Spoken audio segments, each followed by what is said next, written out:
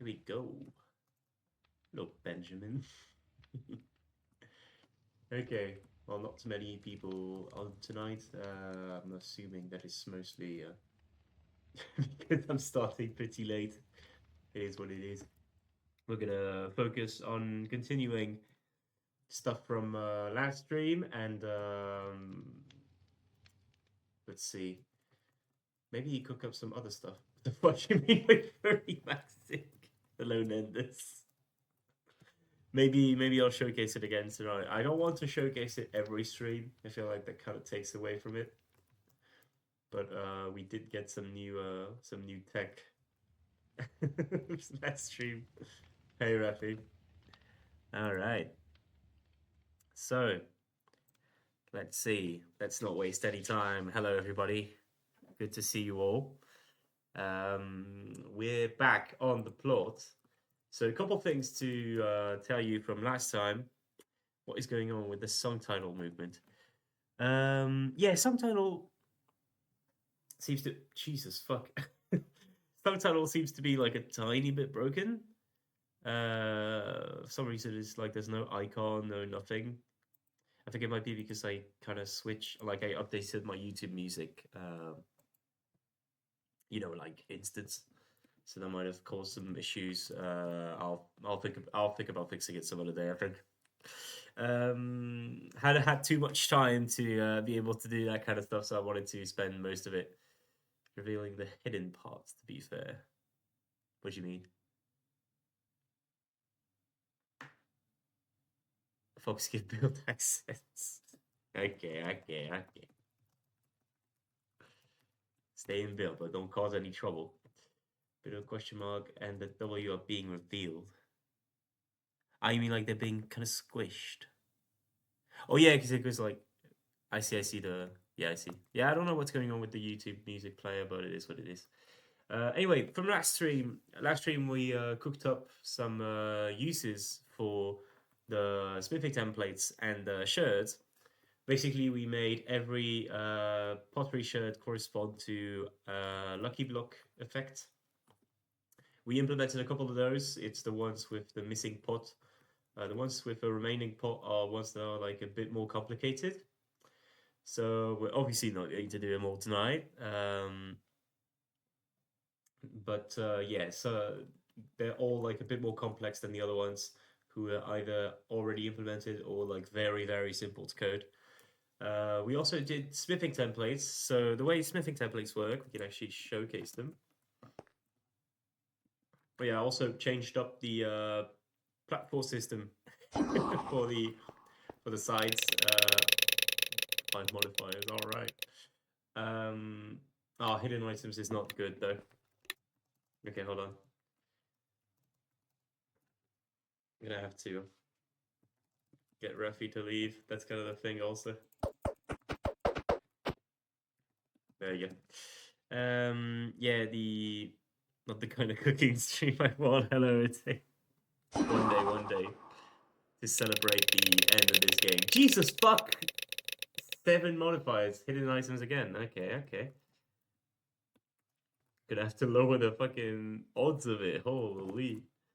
Never actually, dude. I spent so much time like playtesting this and being like 1, 2, 3 times where it doesn't pick any modifier in a row, and for some reason, as soon as I stop the stream.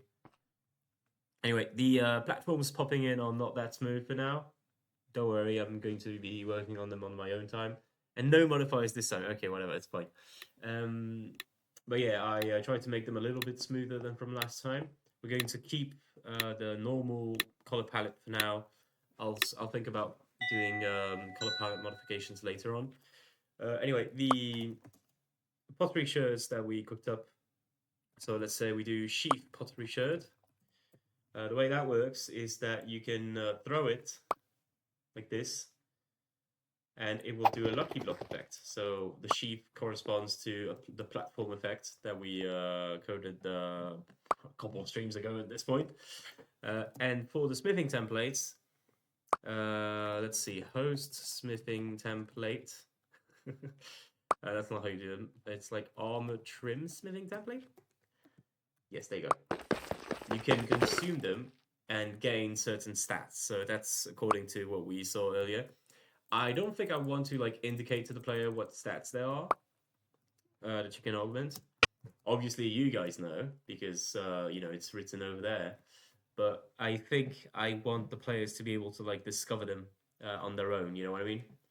Um, so yeah, the only one we didn't code yet is like this is the one for I, which is supposed to be like a tracking kind of thing. I don't know how I feel about it, but this is also kind of why I haven't coded it yet. It's also like a bit more of an advanced system, so I don't know if I want to do it like completely off stream. Again, I did do the platforms on stream, but the for stuff like this, I feel like it could be a good experience to like teach how to code this. So I'm kind of off putting it, and then also I don't really know if I want to do that effect at all. So you really want to do that for now. Anyway, that's just review for remaxing already. Remaxing has already been revealed. It's not for this stream. It was for last stream. I forgot to update it. Yeah. You can check out the VOD from last stream. You'll know. You'll know soon enough. I wear it during the entire stream.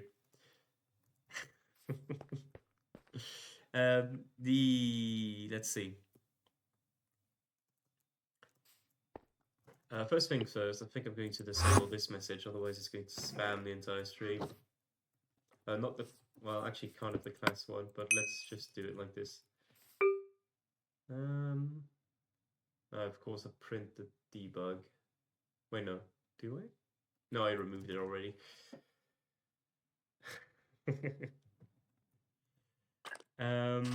So I'm not too sure what we want to cook up tonight, to be completely fair. I had an idea that we should probably get going on either lobby stuff, so statistics and whatnot, so that could be applied to a bit more games if you guys want to like take inspiration from this project. Or we could have a bit more fun and we could do something that's kind of exclusive to this project and do the spectator interactions. Meaning we would do the way spectators interact with the game and whatnot, stuff along those lines. So, not too sure which one I want to do. You know what? I don't fucking keep up with slang enough to know if gas is good or bad. I'm assuming it means good, said like that, but yeah. Yeah, if we do spectator interactions though, I think that we'll probably need to have like some other player on maybe, so that they can actually be a game. You know what I mean? I'm trying to think about it a little bit about how I want to do this.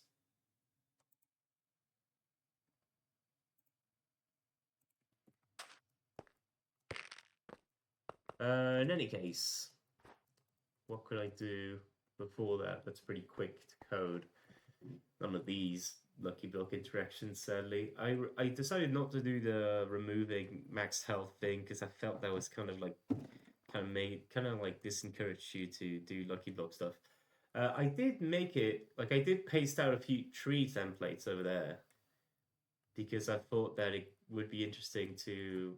Well, I think that's like as we discussed from last stream. That's the only way we could have trees, because the generate trees action is a bit inappropriate for what we want to use it for, because it doesn't keep track of the blocks that are being placed. It doesn't, check stuff on individual blocks and whatnot. So I don't know. It's not that good here.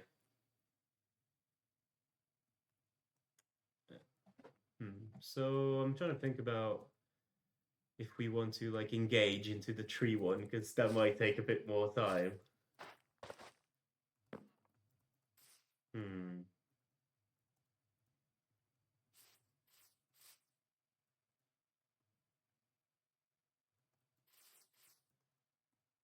Trying to think a little bit.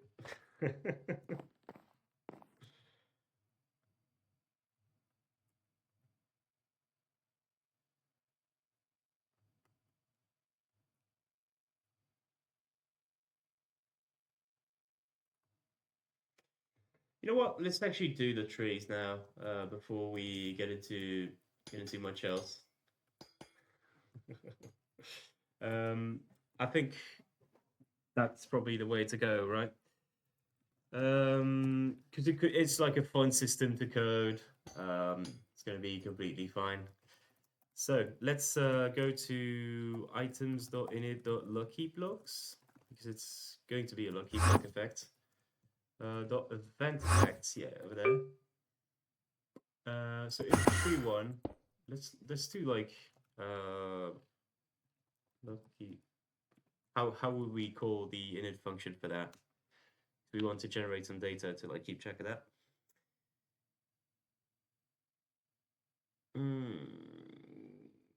Let's see. Maybe lucky block dot init dot event dot tree. What?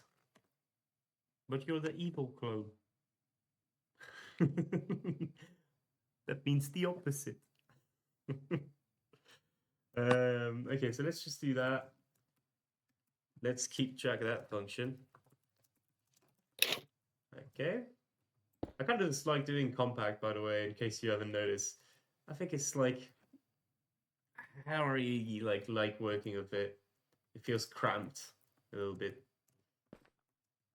Anyway, let's make a list of all the trees. Const.lucky block trees. I think one thing we're going to do, maybe Rafi, you could do this while we'll do. Actually, wait, no.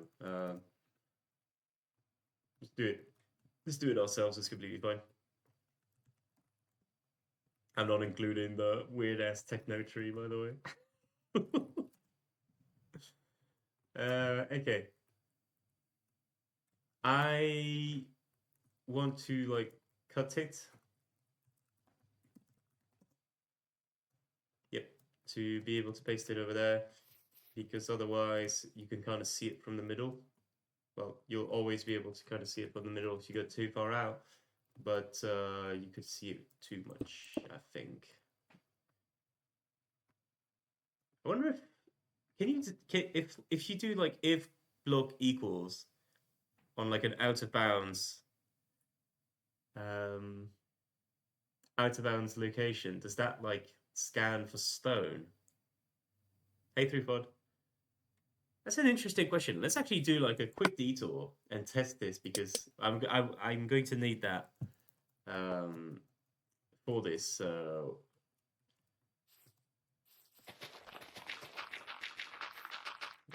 let's actually try it out.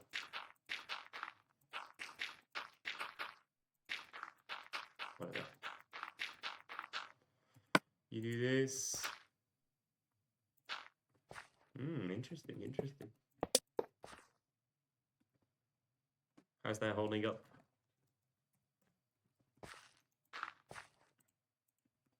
When did it begin, actually? I don't even. I didn't really keep up.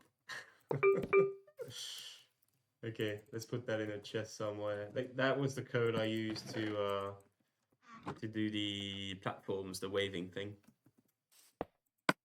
Okay, so this tracks a block that's outside the plot border, right? What if we check if this is air?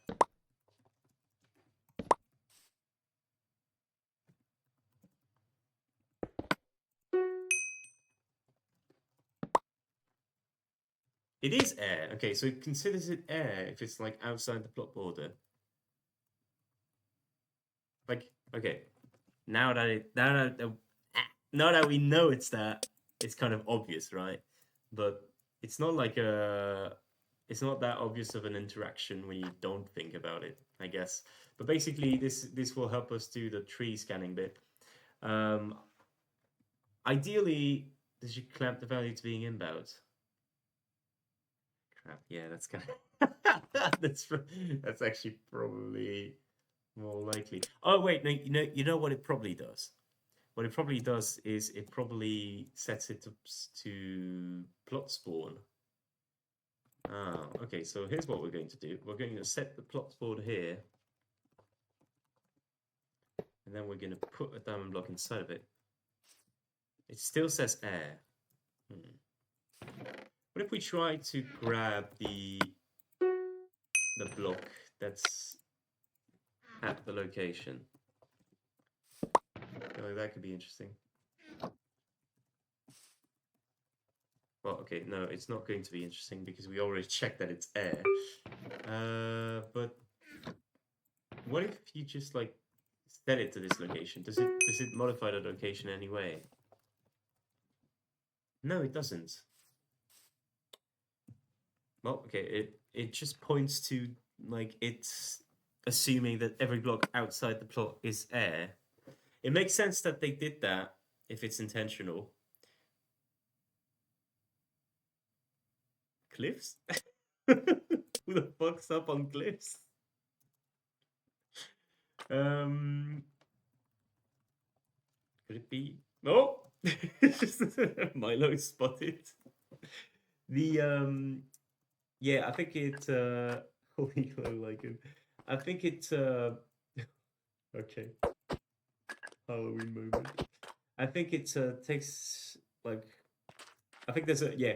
It makes sense for Diamond Fire to make it so you can't actually get any data outside your plot, of course. Otherwise, you could like steal plot contents everywhere, right?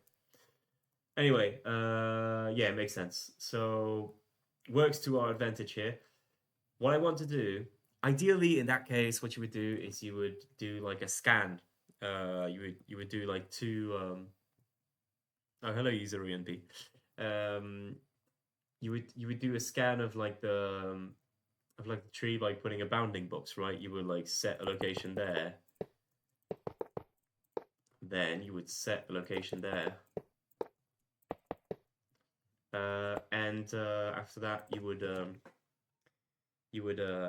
like iterate through all of it. You would like check if it's air or not, and if it's not, you include it into the thing. So I'm kind of hesitant on how I want to do this because I think what I want to do is I want to make it so I just set like a location to here, for example, and I have the tree grow from it, right? Meaning that this location adds all of its neighbor locations, etc., etc., etc. This will allow for some neat like growing effects. Now, you could accomplish this very well with a repeat on grid, right? But what this allows to accomplish is like in that case, for example, if you want to make it grow from the center, okay, in that case, it's a bit more delicate. You would probably like make it simpler by offsetting like this, but there it could like grow from the sides, you know, and like grow up and down with that technique. And I feel like that's how you want it to be. What are these trees for? They're for a single lucky block effect, which is the shelter pottery sherd. Well, associated with the shelter pottery sherd. Basically, it spawns a random tree on the spot where you broke the lucky block. So it's like it's considered half good, half bad because it takes a lot of space and could potentially kill you. I think it would be funny if I made it so like when the tree, if like the tree selects any entity that it grows onto and launches it up. It's like TheFoxPlush. But yeah, I think it could be fun to do it like this. So let's do it. Let's actually do it. Let's go back to our tree function. So we have const.luckyblock.trees. I think for these, we're actually gonna. What did you decide for the Vex shard? For the Vex shard, I decided to do a double jump, and every time you consume a Vex shard, you gain an additional double jump. They're vanilla double jumps that you could just repeat by pressing space. I don't know if I want to keep that for now, but that's what I did. So I can showcase it a bit later. Anyway, Lucky Block Tree locks, we're going to call them. And we're going to do the very boring part of collecting. I don't know why I keep letting myself be surprised by the Milomod angel feather kind of thing. Anyway, this is the boring part where we collect every location. It's important that we collect them at every. Actually, you know what? Okay, before I like go too deep into that, I think we want to select it at the base because that way we can like directly extract the dirt material at the base. Oh, come on. Straight over there. And let's keep the last one so we know where we left off. So what's over there? So never mind, it's all the way there. Wait. No, it's okay, it's correct. What's good is that we don't actually need to differentiate. I'm skipping this one. We don't actually need to differentiate any of the trees because they're all going to grow in the same way, right? We can like soft code it. This does make it, like inherently speaking, that so that mushrooms and nether trees are like inherently rarer. Also, this might be the chorus tree. We'll see what we want to do. But yeah, I think this is more interesting in that case.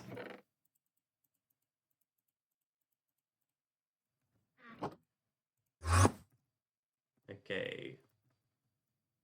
Oh shit. Forgot to do this one. Oops. Still, yeah, use for every banner pattern too. Yeah, I completely agree with that, but I cannot find a way to like. I don't really know what I would do with them, to say the least. So if you have any good ideas that pop up and you want to pass them to me, go ahead. Not too sure what I could do. Like spells, I guess, or something, but I don't know. What do you mean differentiate? Well, you don't. There's nothing in the code that should be fundamentally. Oh shit! Should not have activated free cam instead of flight, but free cam works. Whatever. It's just so I can like walk back to my position with no problem. The thing is, in code, there's nothing that's going to fundamentally like separate a mushroom from an acacia tree, from a birch tree, etc. They're all going to work the same. So we don't need to like keep track of what tree is supposed to be what tree. You know what I mean? Should be completely fine like that. So once we have all of our locations, I think what we want to do is we want to repeat on every single one. And do we want to package this inside a function? I'm not too sure. I will make a generic class. If you don't know what the class system is, you can check some previous streams. Basically, it's like a glorified dictionary system. But it just allows me to create like instances somewhat. But the format of it is that if I create class X and I have object Y, I can do, and like it has attribute Z, I can do x.y.z as a variable and get its value like that. So you can see this. Oh, it's because I didn't put anything in the class over there. Okay. You see some other classes I have, for example, lobby platform. What is it? Lobby platform blueprint, which is the stuff that I use to like keep track of the types of heads that can be. You can see over there, it's like this is the ID name. Registry is like all of the existing IDs and the attributes for each of them. And that allows me to grab the variable so much faster in code. It takes like tons. It optimizes the space a lot. So yeah, it's a bit of a neat trick I cooked up I think it was like 2 years ago. I first started using it for Vault Versus. I think it landed a pretty good result. So if you want that system, I think it's on Code Vault over there. You should be able to just search for class. Yeah, Fox's Spare Bones class system. You can grab it from there if you want to play around with it. All right, let's go back to this. Only 200 tickets. Yeah, I spent most of them. I mostly keep my stuff in Sparks, in case I need it. Okay, so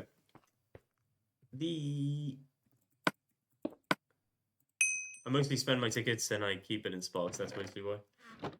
So we'll do a class which we'll call Lucky Block Tree. Now, the class init function takes in the name of the class and the name of the attributes. We don't actually specify any types to the attributes. So what do we need for these trees? We need the dirt material, right? So that's going to be like if it's dirt, if it's like nether bullshit, like Celium, stuff like that. And we're going to need a tree shape, we'll call it, which is probably going to be a dictionary. I'm trying to visualize how I want it to look a little bit. I'm thinking that it should be a dictionary. No, dictionary is inefficient. I think it should be a list of vectors that should be enough, actually. List of vectors is probably fine. List of vectors that go from the base of the tree and outwards. You'll see what I mean. But a vector from the base, to the point, and that should like describe the shape of our tree. And then, but we do want to keep track of the material though. Yeah. Or do we actually? Maybe we don't, and maybe we point back to this, right?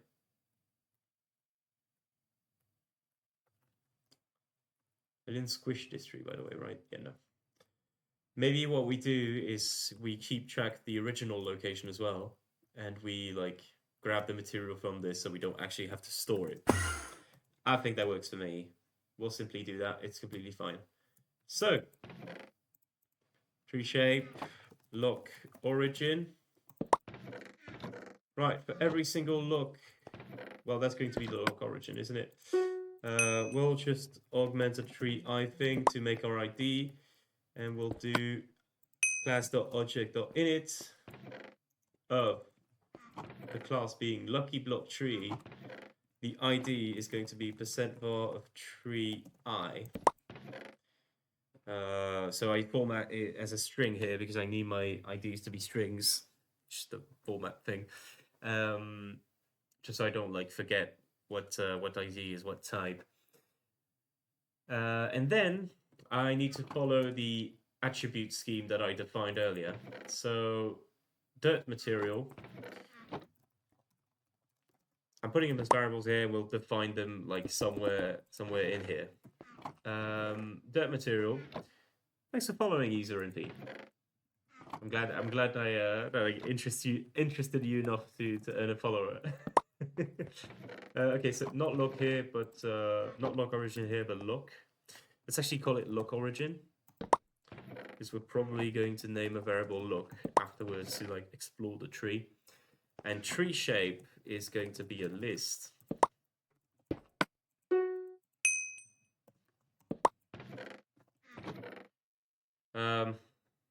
Let's see. One thing you want to see my memes? What do you mean?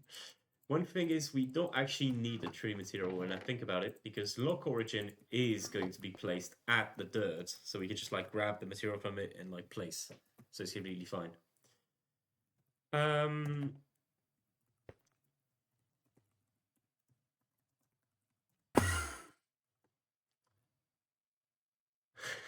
Oh my god. Fucking EMG flip on my plot. I'm cooked. This is, oh my god, what the fuck? A Reddit 2012 ass meme. Ay, ay, ay. Meme board on the plot. Oh my god, bro. Alright. Is it dank? Man, I'm getting flashbacks. What the fuck? It's 2016 all over again. No, because I actually don't cheat when I play video games.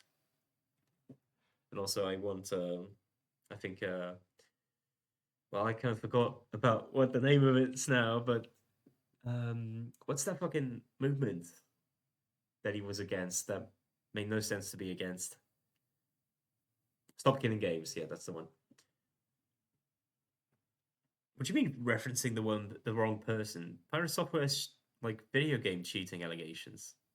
Not cheating as in like hacks, but like when in his playthrough of what's it called, the indie pixel game that doesn't tease it by a lot, but Animal Well, that's the one. The Animal Well, like he like cheated his way through the puzzles or whatnot, something along those lines. I think I saw a YouTube video about it. Anyway, let's actually focus on the game. So tree shape here is going to be a list of vectors, and I think there should be enough. So there we go. I think what we want to do, it's not a for each here, but we want to do remaining tree locations, right? This is how we're going to do our like pile of locations to explore. You know what I mean? So inside there, we put our location origin. And then what we want to do is we want to explore this the tree until there's until there's no more locations to explore. So what we'll do is we'll check while the list is not empty. And while it's not empty, what we'll do is we'll pop the first value, which means to take it out. This grabs it grabs the value and takes it out of the list. And what we'll do is we'll like add it, I guess. I think we want to add it. Not the value itself, but a vector to the tree shape. Vector that we'll define as such. It'll be the, well, vector from lock origin to lock. And then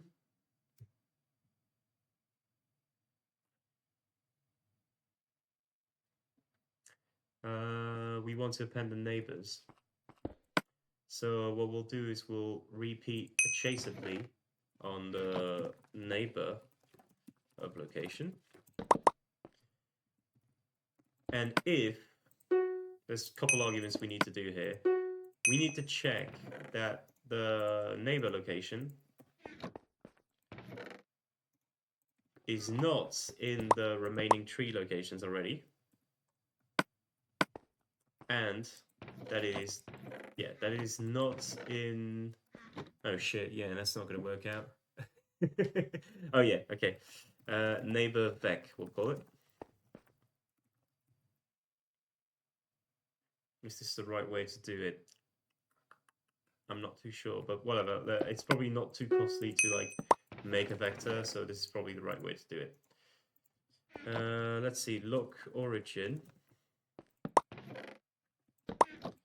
We want to check that the neighbor vec does not already belong to tree shape, right? And if it doesn't, well, okay, first, completely important thing that I forgot to do. We want to check that the block's not air before we do all of this bullshit. Anyway, once we do all of that, then we have confirmed that this is a neighbor that we need to add. So, neighbor, added to remaining tree locations. I'm just gonna grab the variable name so I don't like accidentally type it wrong. Just trying hacks in the chat. And this should work, hopefully. So let's like take a look. Yeah, of course. So we do need to slow it down a little bit because that's going to be too costly, I reckon.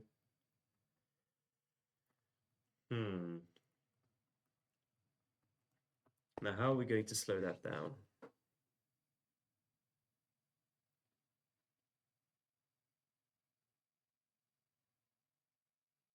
Trying to think a little bit. Do we just like put a weight or something? I don't know. Because we do have like a triple repeat here, but you know, it is what it is. Put a weight here. Does it slow it down? What the fuck?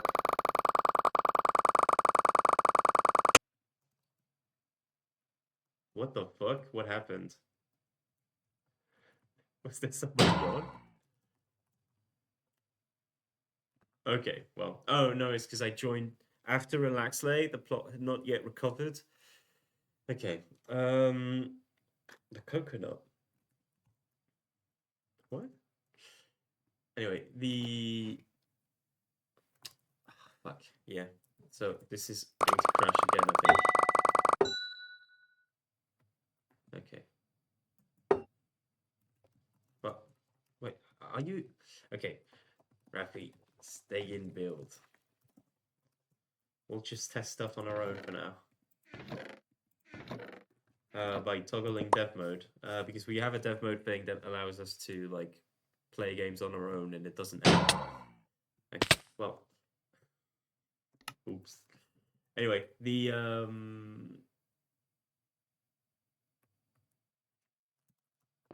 does say that there's an infinite loop.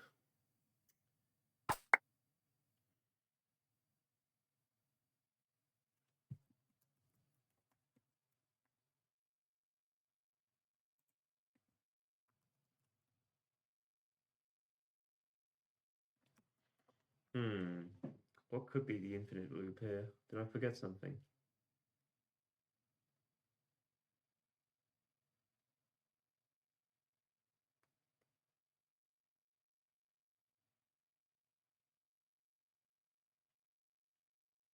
Well, okay, that's a good way to like see if we actually are stuck in an infinite loop here. The issue is that yeah, Portugal the Man is pretty good. The issue, of course, is that if it doesn't even reach this debug message, that we know we fucked up somewhere, because it should at least have the CPU to do one tree. Right, and as you can see, it doesn't. So we fucked up somewhere in my logic here.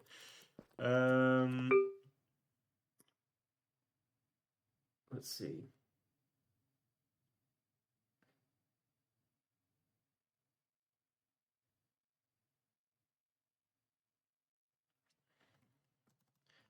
So the first tree is this tree.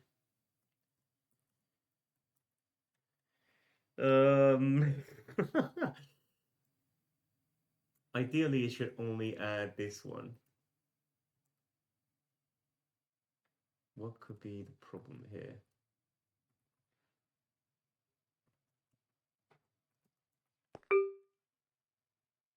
Oh, okay, well, no.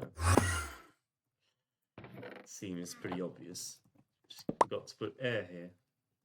Is this going to run now? No, okay, well. It still crashes. Still infinite? Okay. Interesting.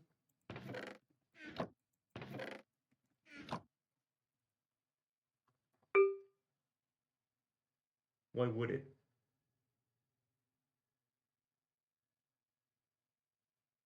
There's like absolutely no reason for for each one to repeat forever. So it has to be the if the value is empty thing, right?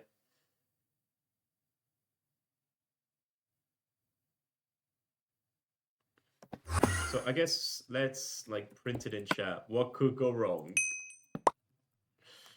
A lot. Oh, yep. Okay. Where are all the is? Ah, I'm keeping them. I'm keeping them. You're not. You're not gonna see them every time. Otherwise, it's like I'm. I'm. You know, showing them off too much. I need to keep it as like a, celebration accessory or whatnot. I don't know. We'll see what we do with it. Okay, so what happens here, right? Obviously, too many locations. That's an understatement. So what we'll do is we'll do a wait second here to kind of try and guess what's going on. Okay. It. Update your minimal goddamn girl. Did you put up patches? I didn't follow the group chat. Ay, ay, ay. I'll have to update it, yeah. No, minimal is not up. This is the nepotism version. Right, so I think I can see the issue here. The issue is that it adds negative values as well, because I guess it scans it as not being air, right? It's a bit dumb, but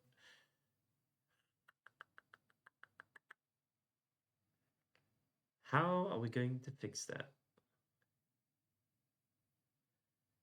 Because technically, I understand that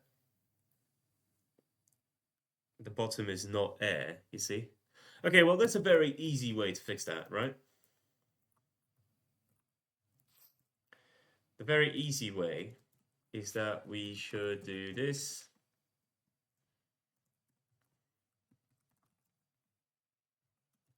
Move. And we just moved everything up one, which means that we'll have a layer of air below the dirt. Now, a sensible person will go through all of the locations and shift it up by one. What I'm going to do instead is I'm going to shift it up by one here because I'm lazy and I don't want to do it again. Okay. All right, and as we can see, it at least goes up only, which should be better here. So, wait and print debug. So, print debug here. It does spawn in correctly. And if I do lucky block tree dot one dot attributes, lock origin is correct, and tree shape seems okay. We'll test it in a second, but this should be all that we need, hopefully. Because now we can just like iterate on the tree shape and do our little like spawn in animation. You know what I mean? Should be completely fine.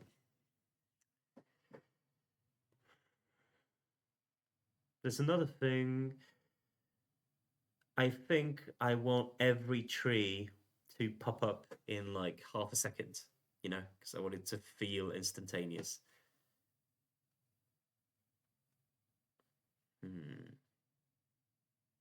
I think this is pretty easy. We just need to like compute the amount of vectors that are in tree shape, and then simply where is it? So there. Simply divide that by 10 ticks or whatnot. Okay. It's like vec per tick, right? Oh, tree shape count.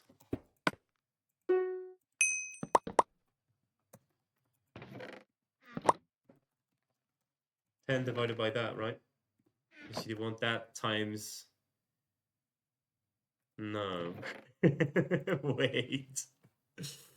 No, it's the other way around. You want that times 10 to be the exact amount here. So, of course, let's round up so we're sure we don't miss any. And let's pass that in there. And call that vec per tick.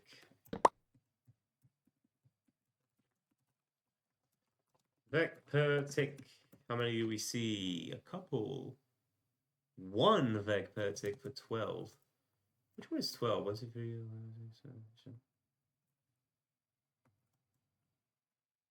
That's not 10 blocks. The fuck?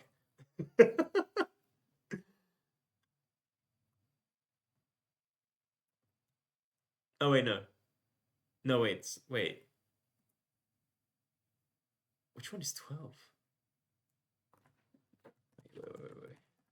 Lucky block tree dot 12 dot call it block origin, yeah. I don't have my plot coordinates, whatever. 25, 5, 15, 5, 5.5. What the fuck? What's it offset? The fuck? Oh, wait, what? I did something very wrong. I might have... No, what? Okay, what the fuck? What's wrong here? What did it offset it? Oh wait, no, there's the whole like bullshit. Oh yeah, okay.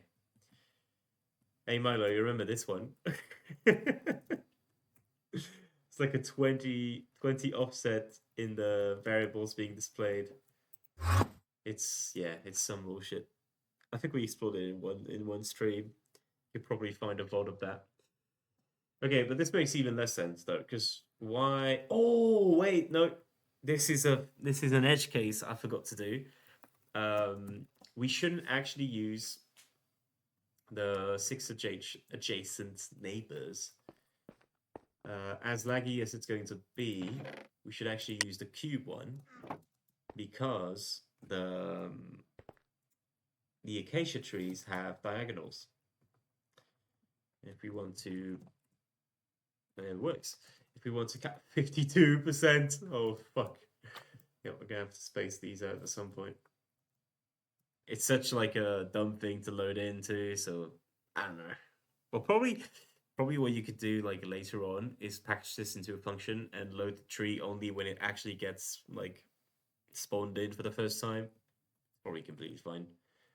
We'll see how we do it. I'll probably change it later on. Yeah, so they should hopefully fix vec per tick.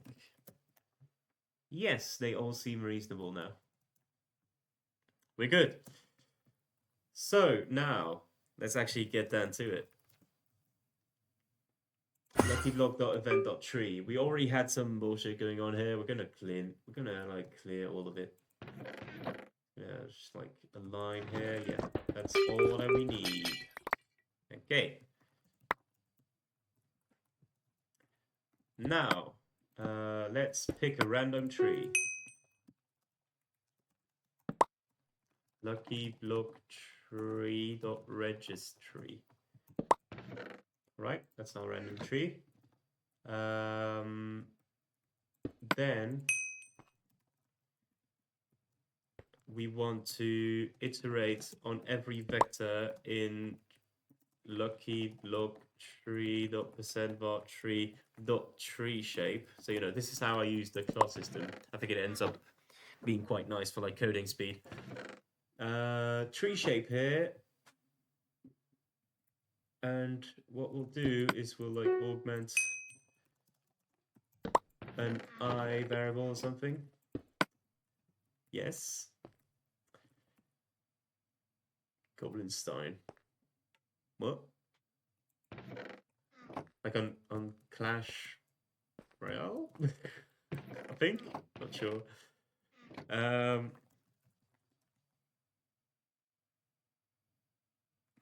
No wait, let's do it like that. Good. Peak.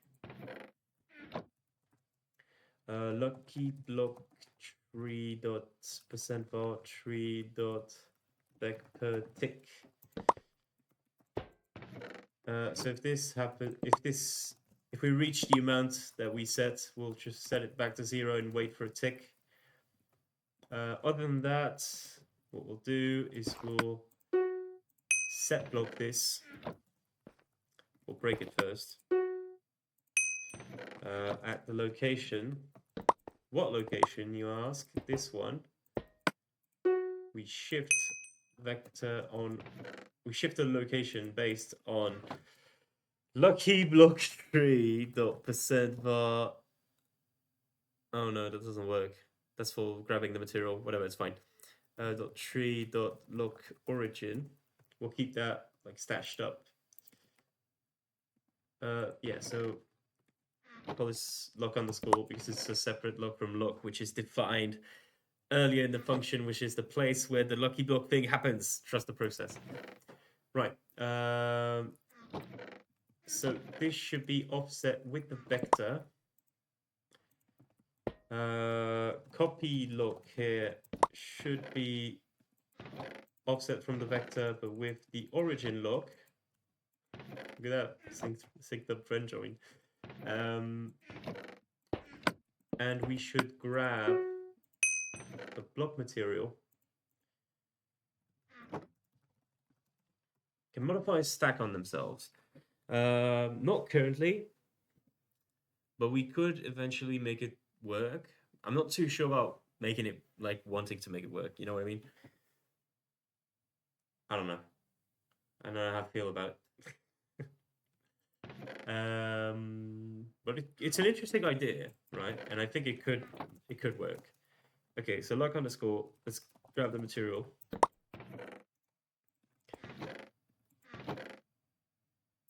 You can do it like that, and let's grab the metadata, which I think it should work to do it like that. Not too sure, but yeah. Metadata is like, you know, if a vine is like hanging or going from the bottom, you know. So like, for example, you know, this has metadata, where is it? Facing west, and this has metadata facing north. In case you didn't know, this is what separates like blocks of the same type when they have like different properties. What the fuck was it? Dot tree over there. We should be good to go here. This should paste us a tree. Okay. Let's try it out. Why is it? I wonder why the platforms are so small. That's odd. They might like not adapt properly yet. I'll fix it sometime. Okay, so it's shelter pottery sherd. Oh shit! No, saved. Okay, we actually got 2 deep slate brick. That's impressive. That's impressive. Did I forget to? Kind of cringe. Got to remove this. And now the platforms are correct. That's weird. Anyway. Okay. Give. Oh yeah, I added this little chat screen here, by the way, to like have the modifiers pop up the chat so that you can actually see the normal game. I'll see if I will like put him on the scoreboard afterwards or something. We'll see. Okay, set give Ari have the command over there. Oh, we actually got another one, which is not coded yet. Oops. Anyway. It still doesn't work. Interesting.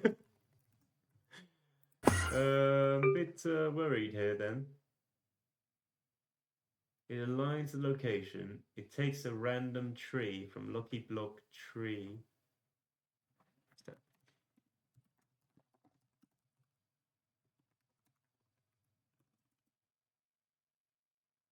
LuckyBlock.init.event.trees.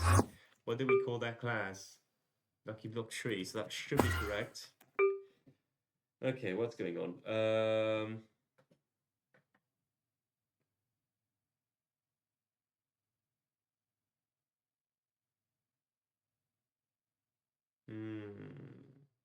What's happening here?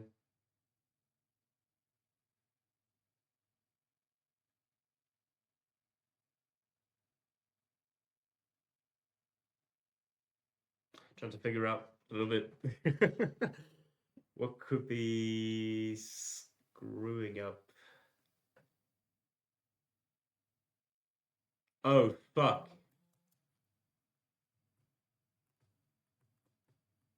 Oh, it's not like an oh fuck, but maybe it is. Did we fuck up this? I don't think we did. Seems like it's fine. Okay, let's go back to this. I reckon that what the problem might be, very obviously, is this. Oh wait, no, okay, I get it. I did it the wrong way around. So, should be location here on material and metadata grab. Should it? Wait, no, I did it way wrong. Holy. On this, it should be the copy lock, and on this, it should be the copy lock, and on this, it should be the lock. Over there and over there. Yes. Okay. Now it should be good, because it wasn't like copying from the right thing. So it was like pasting air. Makes no sense. This should work way better.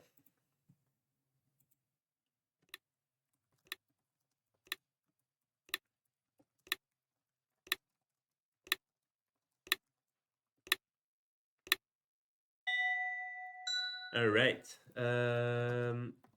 What is it called?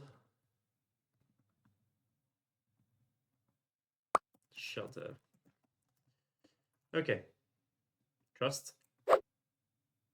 No, why not? Did I break any trees, by the way?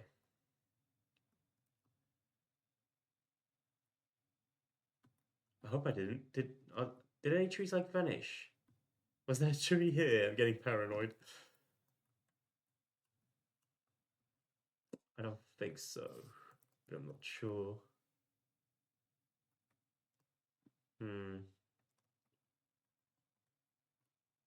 Whatever. It's fine. It's not fine actually. It breaks, and I don't know why. Why would it break? Let me read it. We do take in the location. It should be okay. Ah, that's the issue. We don't actually shift location on vector for this. All right. I'm sure we have it now. Cue another bug later on. In fact, I can actually read the code over there. No, it should be fine. We get everything from the copy lock, and we do everything at lock underscore. Okay, so we should be good.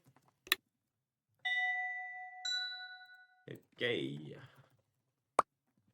What's it called? Shutter.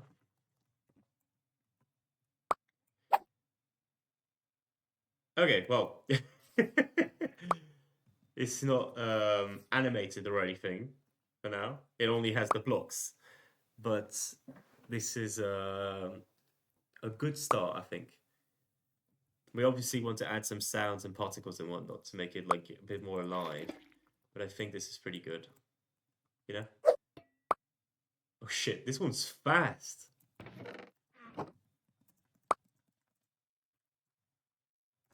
Alright, did I make them stack to 4 only? I think I did. I think it's the right speed, to be fair. Right? I think that works. We do have an issue. It's that I'm pretty sure. Oh wait, no, we might not have. I thought that we might have like gone above the limit, but no. We didn't actually add some block checks to this. Just select random blocks from the list place. No, it actually selects from the start, which I think is better. Right, so we'll need to add some animations and whatnot to it. Okay. Think a little bit about what you want to do. So let's finish this up. First thing we need to do is all of the mechanical bullshit. So before we do anything here, on lock here, we're actually going to check if block is in the range. Actually, not in the range, but I recall that in my place function, I have a block check function. Player block check, if it's in game boundary, whatnot. I don't know why you call it player block check, but you know, it is what it is.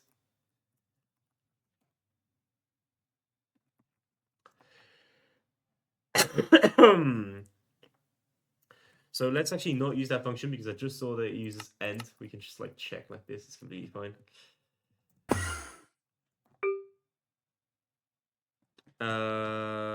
Dot tree.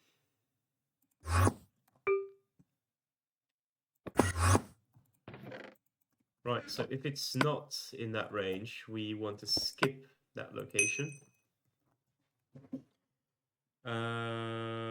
Which also reminds me that for platform,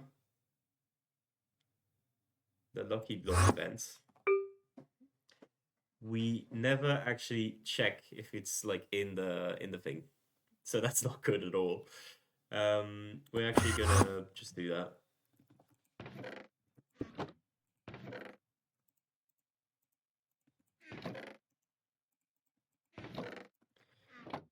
If it's not, then let's just skip it. Do we have anything else where we place locations? I don't think so.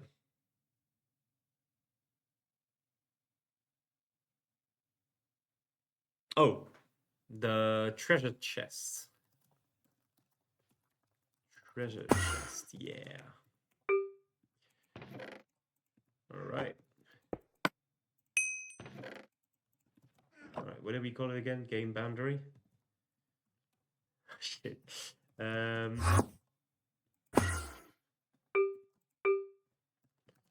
don't know why I copied it. Treasure chest. That should be about it, by the way. Don't worry, no more sidetracking. And here we'll return if it's not correct. So, let me think. This should be about it. Yeah, we check if it's inside. And another important thing is we check if the game is... Oh, that's not how you copy it like this. We check if the game is in crumbling blocks mode, the modifier. And if it is, we'll crumble the blocks placed on the trees. So dot tree. Let's see. Every time we play something on set block here, if game is crumbling blocks, then we'll set lock to lock underscore timer to random, of course, and block crumble. Copy, no targets. Okay, so that should be all of the technical stuff to like make it viable inside the game. Maybe what we should also do. Hello, Benency. Maybe what we should also do is we should make it so it can't like override any blocks. Right? Like not actually check that it's like maybe we actually check if it's air where it places it, you know? Hmm.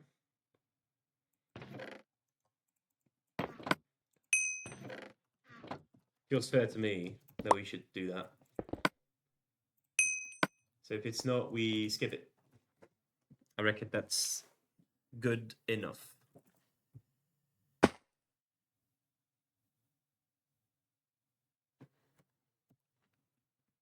Maybe we should do some check like in block or something so that it actually overrides like empty-ish blocks. But that's maybe too elaborate. Okay. What on earth did I miss? Not that much, not that much. I'm cooking a lucky block effect, which is the tree spawning thing. Right. So no effects for it for now. It only like places it, you know. But trust the process. It's going to have some cooking stuff placed onto it. As you can see here, like it doesn't place the dirt in that case. It's not ideal, but it's fine, you know. I think it works okay. Right. Now to actually make it look not dog shit. Well, it's a bit of a complicated thing to set up, isn't it? The first guess that I have is to set up block displays.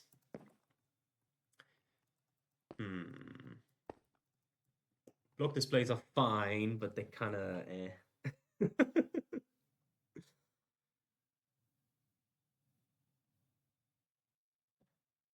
They're not that eh. It's completely fine.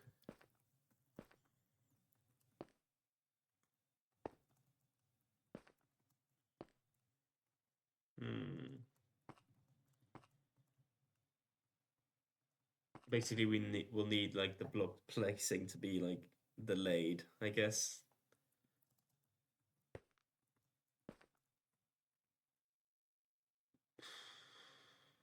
I don't know. I'm not sure. I'm not sure how I want to do it.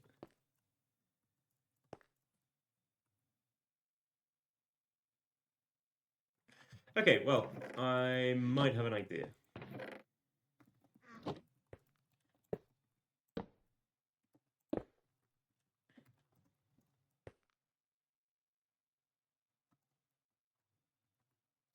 Also, where the fuck am I looking here? That's clearly not the right one. Oops.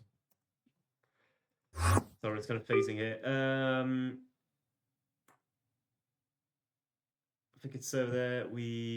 So here we skip if it's not in the boundaries. We skip if it's not if the receiving location is not air. And once we do that, we should probably like package this into a process. That way we don't, you know, stop the thread. Call this like anim block. Game dot place animated block, right? That's probably fun. So let's actually copy it like this. There's going to be a whole bunch of bullshit afterwards that we'll need to get rid of. So this still needs to be in it. This can go away. This can go away.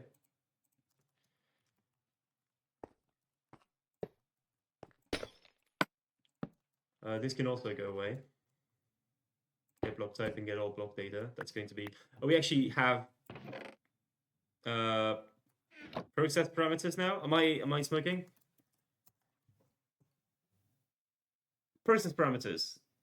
Yes. Good. Very good. So we can actually use them now. So lock origin lock material. Oh god. Metadata. What else do we need? Delay. Let's put that as like 2 or something. Delay is like the amount of time the animation is going to take, I think. We'll add like parameters on there as we go on. So block, not block crumble, but so this should not be removed. Not this. not this, not this, and this is fine. So we'll call it here game.place animated block. Very good. So not copy. Yeah. No targets. What am I getting parameters for? It's lock underscore, that's the one. The origin location is lock, because that's where the block is going to be coming from.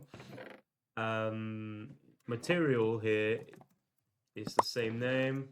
Metadata is the same name. We should probably leave it at 2 here. Right, so here we wait by the delay to like do the set block. And I think what we want to do is we want to like spawn an entity, right? Spawn a block display. Here's the issue. The block display needs a block. So what we'll do is we'll require the material to be an item value. And here we'll make it so grabbing the material answers the item. Then we can grab the material, grab the metadata, grab the origin log.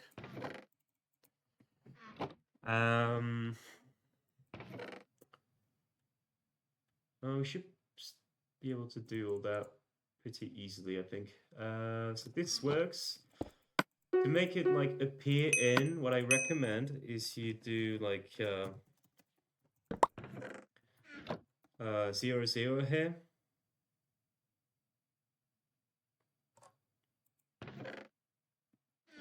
As a scale, that way it like comes in from nothing. And what I'm going to do to it probably is I'm going to make it have fully random rotation, like this. And what we'll do, also, quick tip, this might not be true anymore, but there was a bug at some point that you had to wait 1 tick when the entity to spawn before you could do like display entity stuff to it. So I'm just gonna like respect it anyway. It's completely fine. %var delay -1 over there. That way it still respects the delay, you know? Still exists? Well, good to know. So I'm going to change that to be 3. That way it still does the intended effect. Right, and over there, what we'll do is we'll set the interpolation to be delay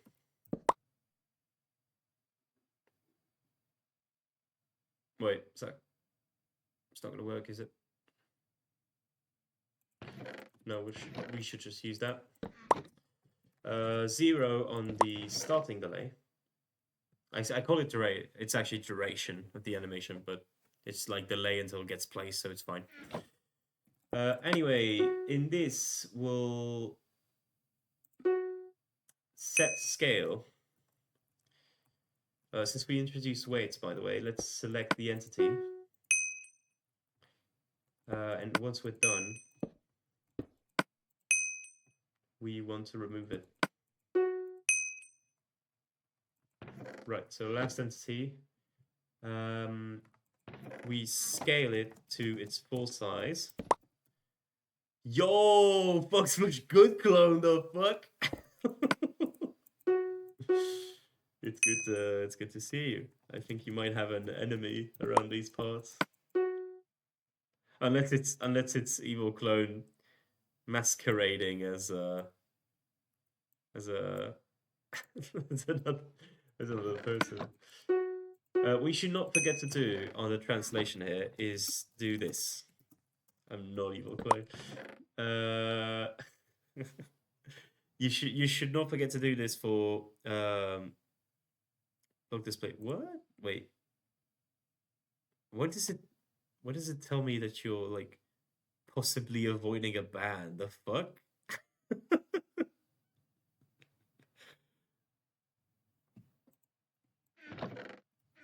Suspicious. Right, so this should work. It should shift the block in the right spot for it to like get removed afterwards. Now, what we also want to do is we want to do like the sound of the place block. But I'm pretty sure that's not a thing yet. I think there's like a thing on beta to do it. Like a block sound, but I'm pretty sure that's not in. You know what? You know, oh, well, no, we won't. But yeah, I'm pretty sure it's like a beta thing only. It might actually have been on beta at some point, but got taken out. But it should appear in like the DFS suggestions, or maybe I'm just like completely schizo and it's not like an actual thing. But whatever. Maybe what we could just do here is we can like sound optional. And what could we place here? Fucking debris. What's a good like generic play sound? This is honestly a fun sound, right?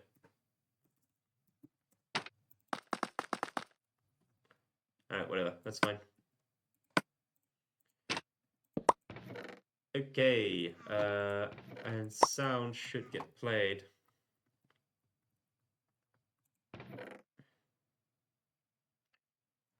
It still says look, by the way, so this should be look.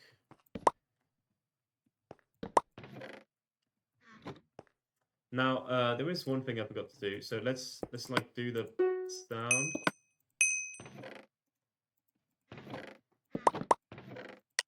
With the block channel, and let's not forget to actually like teleport.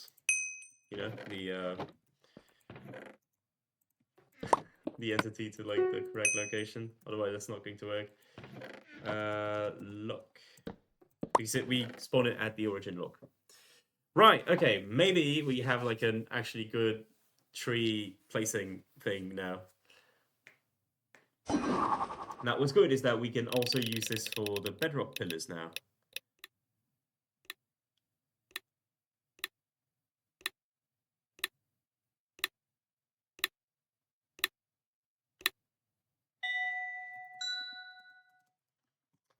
Okay, give shelter pottery shed.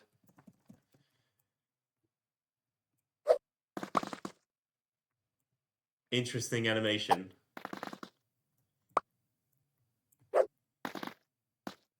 Yeah, it's like way too instantaneous.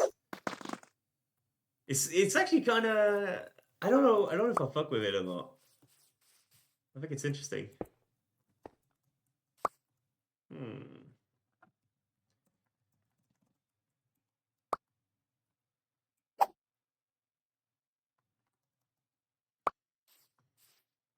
Yeah, I really don't know how I feel about it.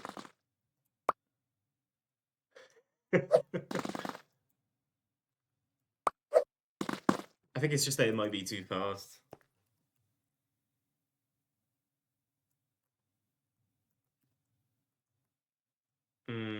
Okay. Okay, so back to this, right? Let's actually like define const.lucky block tree vec per tick. Like, wait, tick per vec.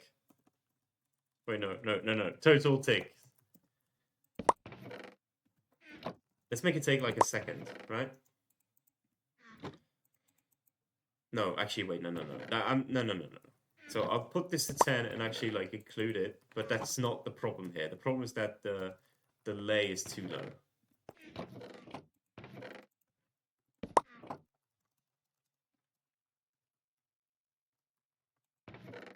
So let's define the delay here. Const.lucky block tree place delay.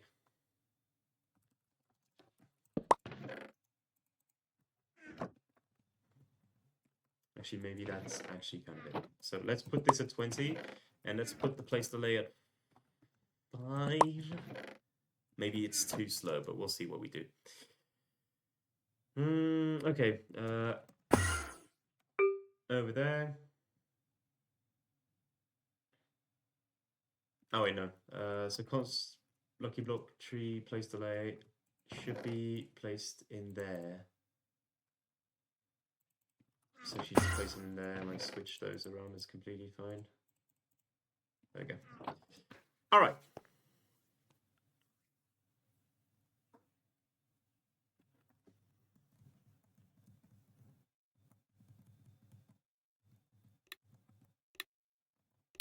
Why do I not like jump start it? I keep waiting.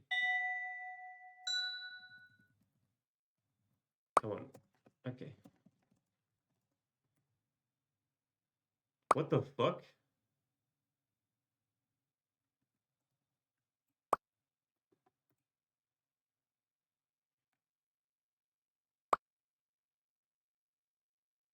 What the fuck?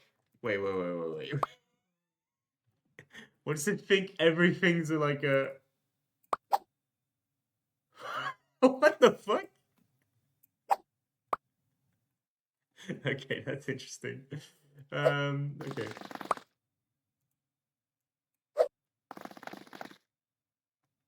Hmm.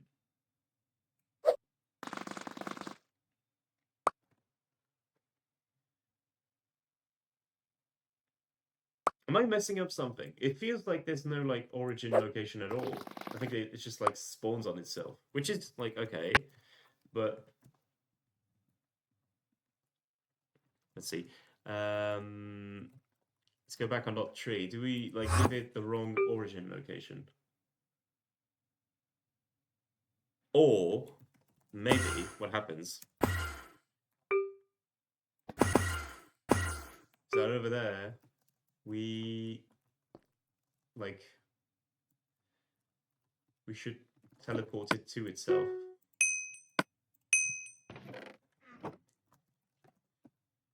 Oh wait, no. No. Origin lock over there. Yep.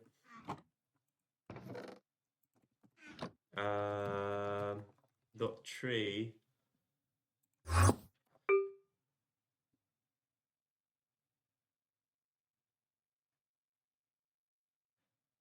No, it's lock is the origin like location, so it should be fine. Okay, let's look a little bit into what makes everything be interpreted as a pottery sherd. It's in item.get, I'm afraid. What it does is it checks that lucky effect is not 0.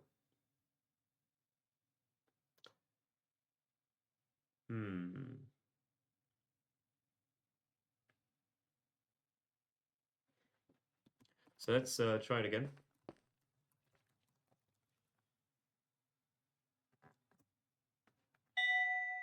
For example, which spawn egg dot...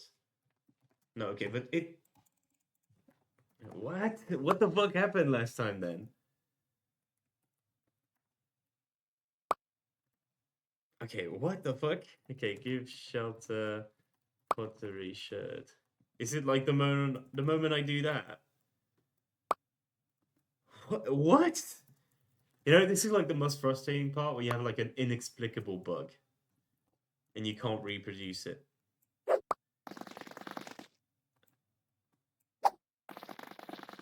I'm a bit annoyed as well that like I can't actually tell. I can't like actually tell if the blocks come from the right spot. Yeah, I think it's completely fine, you know? Like the animation looks okay. I'll probably polish it up some other day, but I think for now it looks all right. What the fuck? Just give it up. Yeah, I think this is pretty good for like a lucky block effect. I think this is pretty good. Right, so just standing on the memes. I'm AFK. Fine, no more tree left to do. So we spent like what, like fucking 2 hours on. Well, to be fair, it's more like 1 hour. We spent a whole hour on making a single lucky block effect. So let's maybe work on something more interesting. So Sorry, I'm just trying to. Yeah, did I implement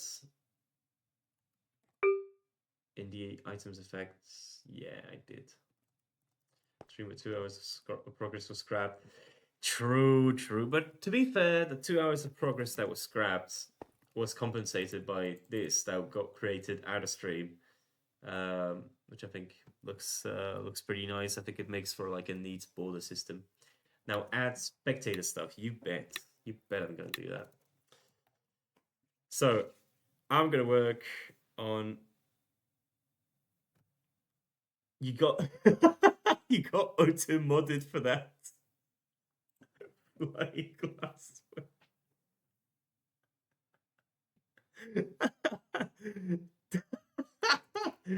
Oh my god. Fucking devilish innuendo.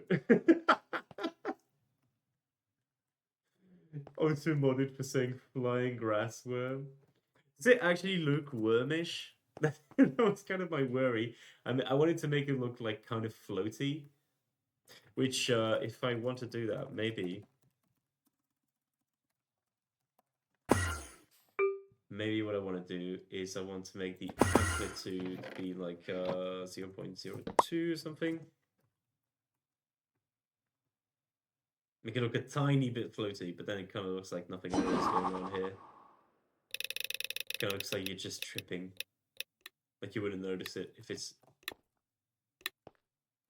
you know, it's kind of weird. Maybe like 0.6 or something.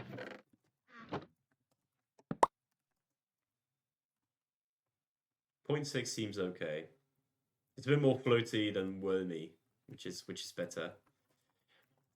Anyway, it's time for the spectator stuff. Now, here's the thing. I haven't actually like thought ahead of how I want to do the spectator stuff. So this is going to be like complete improvisation. There's one thing I know. It's that compared to a certain other Pillars of Fortune that you might know, I don't really want it to be a GUI that you like pull up on the player, you know? I think I'd rather have it be like pop-ups that you click on. But, you know, there's obviously questions about how you go about doing that and making it like actually viable. Because the thing is, you could use items, but if you do that, then you can't use the spectator game mode because that doesn't like give you access to like modifying items unless you open your inventory, and kind of defeats the whole point. So,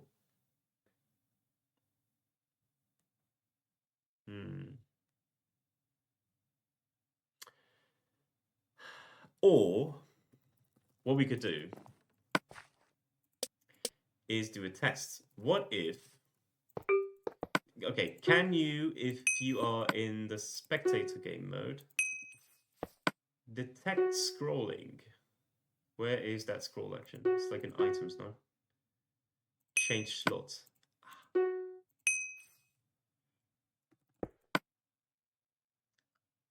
Let's send it in chat. And let's send the events slot. Yep, events hotbar slot. No. Well, that's a huge shame, because if you could like detect scrolling, since you can like detect left click, I think it is on entities, then you could always have something where like you could scroll to like change the spectator option. So that's too bad. That's way too bad, because that would have been really neat. What can you detect as a spectator? I honestly would be very, very surprised if you could detect swap hands. You're obviously sneaking up. Though, what if he sets the hotbar of the player to actually be... No, you can't. You can detect left click if spectator collision is on. Right, yeah. I think that's what I did in Bolt versus.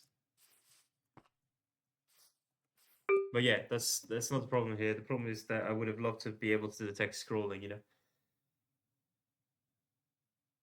20 seconds clicking around into the inventory menu versus slash GV.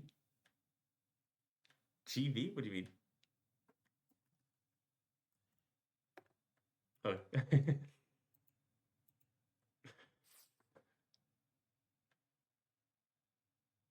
Yeah. Oh, I get what you mean. I thought you were talking about the spectator thing. Yeah, all habits, man. um, yeah. Trying to think of a bit about what you could do with this. What interaction thing can you detect? I think you can detect sneak. Problem with sneak is that it's also movement, so not too good. You could have like multiple entities, one that could like switch which one you could. That's bad though, I think. I think that's kind of bad.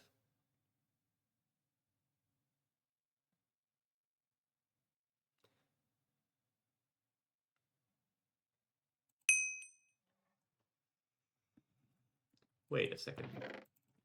Has anybody ever tried this? Wait! Okay, you can't detect it in the air, but you can detect it on the ground. What the fuck? Why can you detect that? Middle clicking. You can detect that as a spectator. That's an interesting gimmick. Yeah, okay. Well, and right click also only works on blocks, which is not that great. Because if I need like a block to be able to, and yeah, left click doesn't work. But if you activate, yeah, it's bullshit. I don't want to do that. So it's like right click and middle click, but it's only on blocks. What if an interaction is writing in your head and you right click then? The real question is, what if you're clicking an entity? Because yeah, obviously that would like be the next step. But why did I delete that? It's over there, and let's just spawn. Fucking what's a pig? Ah, get value. Yeah, there you go. Need to get into the habit of using that. Can you detect left click on this? No, you cannot. Can you detect left click entity? You cannot detect left click entity. Can you detect right click entity? I'm surprised that you can't detect like left click entity as spectator. Did I put players on accident? I did. Pick entity, that works. Oh yeah. So pick entity works. Pick might be like a good confirm button. It's like no, like ideally you would have like left click and right click to like scroll, and you would have middle click as confirm. I think that would be neat, but it's not. It's not looking too doable, if I'm honest. Right click entity. Does that work? It does. Okay, and left click entity, does it work? Why does left click entity not work? What the fuck? It's like it's the only missing piece of the puzzle. If you have that, you have everything. Fuck. Okay, I assume that if I toggle on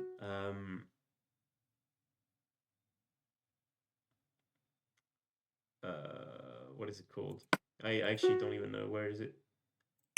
Set spectator collision. No, it still doesn't work. So it's like completely useless. Okay.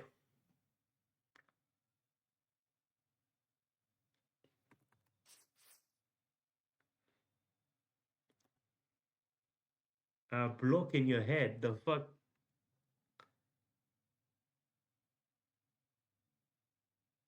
I'm not doing that. That's too janky.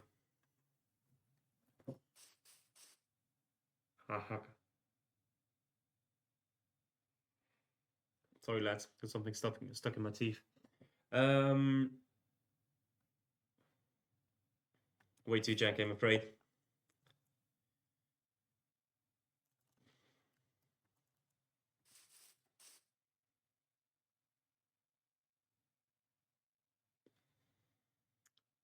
Right. But if you have a block in your head,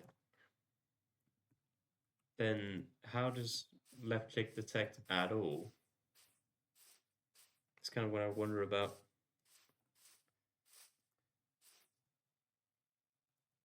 And also, like, what do you mean you can't detect left click entity? It's the button you use to spectate entities in vanilla Minecraft. All right. Hello, Flop. How are you? Fucking money screamer. Good to see you. Flop, actually, while you're here, we're experimenting on like spectator stuff. Do you know how to like reliably? Do you know how to reliably detect left click on spectator? Because we're trying to do some bullshit.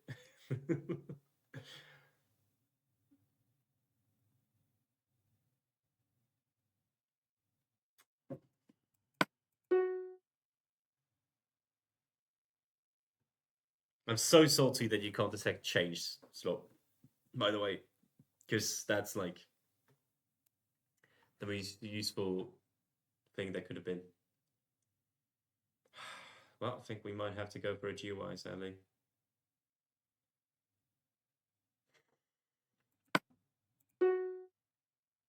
Definitely not.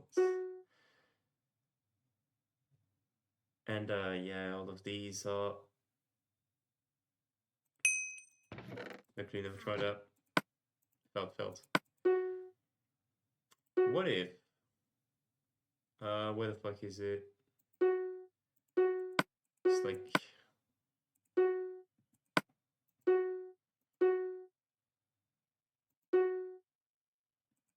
Informational values. That's the one. Yeah. Sneak jump. Like, yeah, it would. That'd be way too janky, though. No, that's not the right way to go.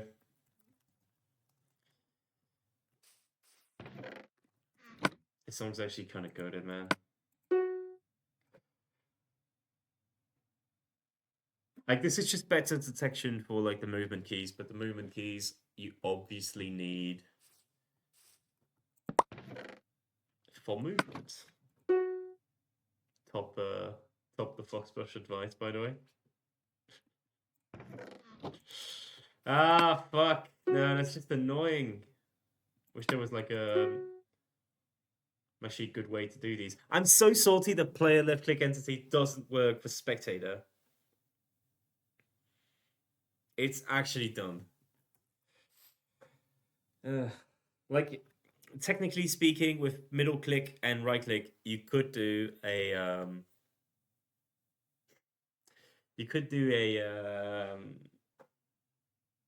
a scrolling thing, but like, what's the point? It's going to be annoying if you like have no direction, no way to like quick select and whatnot. It's probably not good. Nikita, it's been a long time. Hello, good to see you. What is that? Okay.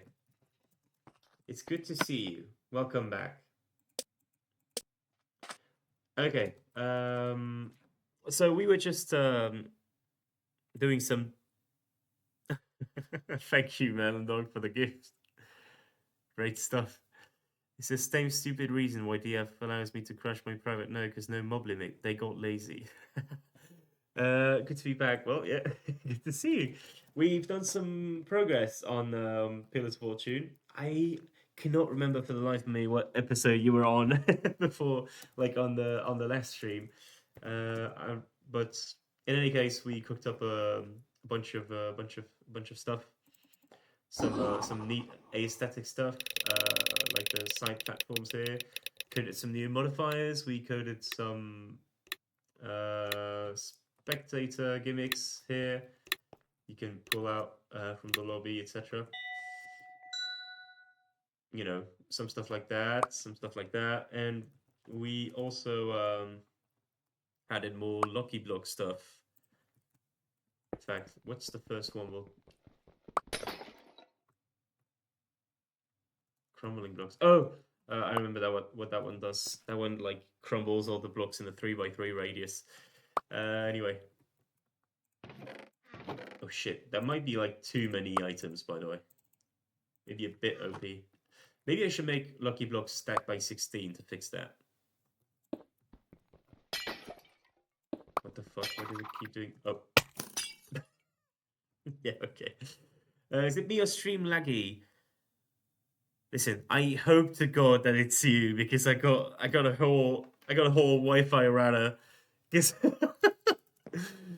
I I pay the ship monthly now to actually have good connection. It's you. Bless all of you. We actually have good connection now. The stream should never cut out anymore. For those that missed the news of that last stream. Anyway, we need more Prime subs to fund the Wi-Fi. Well, follow, I got your Wi-Fi. You better double in and pass to the next person. Okay. Right, I was trying to think about something and I completely lost my train of thought. I think we'll have to end up doing GY stuff, which is a bit disappointing, but it is what it is.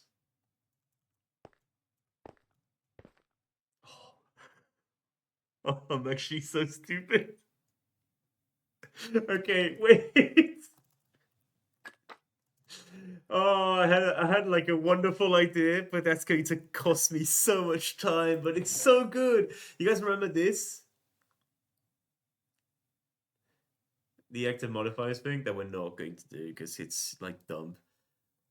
What if you have this before, like, when you select a spectator thing and you want to target a specific player, then what you can do is like you you already know what I'm gonna say. You like hover over the option and you can scroll among the players here and you select the player to send it. It's so cool.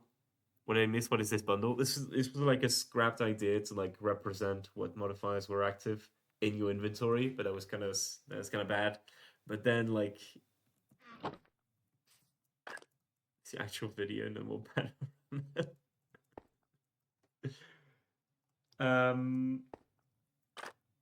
I think this is too peak to pass up on.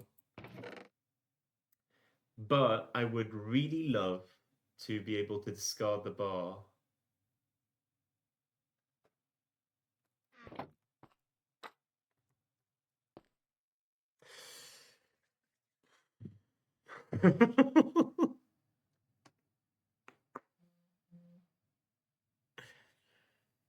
Fuck. I'm trying to think. Trying to think about how I want to do this. I don't like. Is there a way to disable the bar? I don't think there is. Like you can make it small, I guess. If what you do is you take these high max stack size 99. I don't like actually set bundle content. Wait. No. Please don't. No. No, please tell me that Downfire did not like they did add like bundle stuff, right? Yes! I completely forgot if they did it or not. Okay. Wait. Oh fuck! Let me cook. I have a splendid idea. Alright, thank you, Nikita. This is the best idea I've had since the start of this development. I can use the bar as an indicator of like your point requirements for the for like the spectator option. And I can do that by scaling the max stack size of what's inside the bundle. Dude, wait. This is fucking cooking. This is the best GUI idea ever. Dude, we need to do this. This is actually so peak. But fuck. No, dude, it's actually insane. It's actually insane. It's so good. Fuck. I need to actually think. I need to think about how I want to do this. Okay, whatever. You know what? The classic. Spectator menu. Oh, that's like spectator. Well, what do we call these?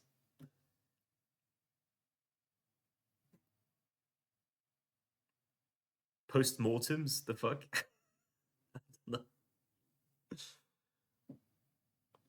Interventions? Interventions. Yeah. Intervention.init. Do we call them interventions? What the fuck? What's a good name for these? I don't want to call them like fucking spectator spells or whatnot. Heckles. Heckles is kind of nice. But calling them heckles is, I think, pretty fun. Let's call them heckles. Okay. Call it a joke. Damn, this guy gets it. Okay, heckle.init.heckle. Let's init the class of it to be like fucking I don't know. Call it heckle. So Cham is a streamer of the game, the DF game. Google giggles. Google gagas. What do we use for that?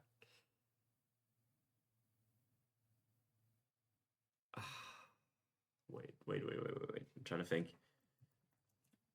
I don't know like what would be required into that. Well, we need some like spectators ideas to like actually develop all of these. We'll probably do like hostile mob, giveaway, and what's like a non-player one?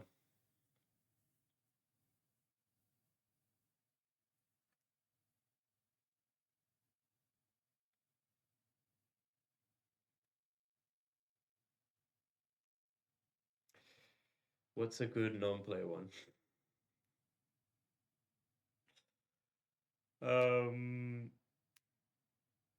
40 January froze. Sorry. No, I froze, but only in my head. Encouraging zero extra. Nuke. So true. Holy. These should probably be player heads as well. You know what? Wait, no, hold on. Player heads are for losers. You don't do player heads. Okay, whatever. Let's do like generosity is gonna be this. Okay, well, okay, let's like place the function. Spectator. Heckle, hit it or heckle. This is the best, dude. I keep getting visions of it like in action. It's actually going to be peak. It's actually going to be peak. Trust the process. It's genuinely got it. Okay, hold on. Now I need to actually concentrate to make this work.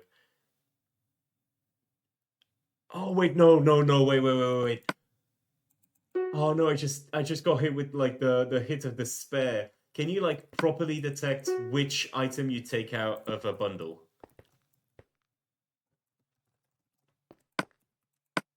Wait, no, wait. I think you might be able to with like new item and whatnot. Okay, so true. So true. Dude, but this is actually going to be like peak tech. Okay, let's do like the classic. What?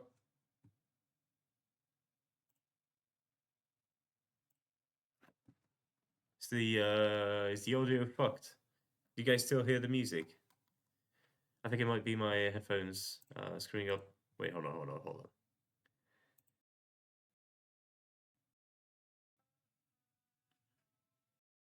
Okay, it might only. Yeah, it was. Okay, I don't know why, but it's plugged in now, so it should be completely fine. We put this in. What if? Okay, so like on click inventory, or it's going to be click menu afterwards. So let's actually do it. Click menu. Click menu over there. And let's make it so this is actually sneak. And so this is show inventory. Click menu. We want to send in chat the clicked. What does it say in terms of index? That's the interesting part. Does it always say the same?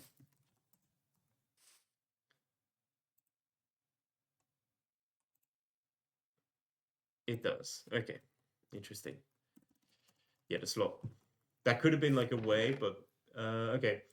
So slot is always going to be the same.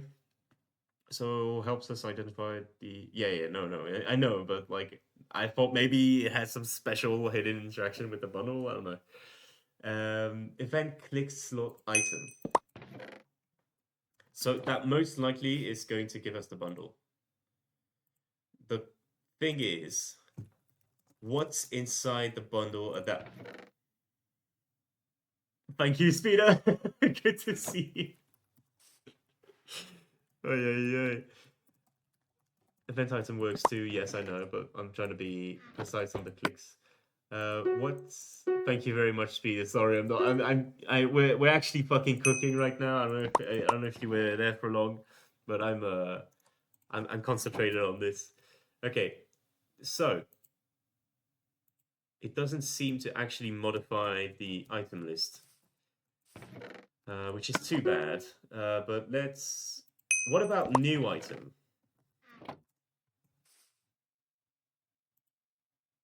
Okay, new item is fucked. Probably because new item is air because you're clicking with new item. Which just showed up was doing manual label on LTKs. Pretty good. How did you look each item in bundle? You can scroll when you're on a bundle to like. That's what I'm counting on, basically. Uh, to make this like a good GUI. There is like the aspect of like, what if there's 100 players on, which is going to be a nightmare.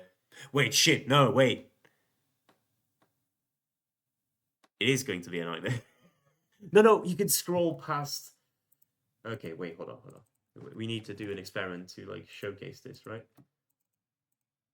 I'm getting paranoid about it myself, but I'm pretty sure if you have like a crap ton of items in your bundle, you can. Oh no! Wait, no! No! What?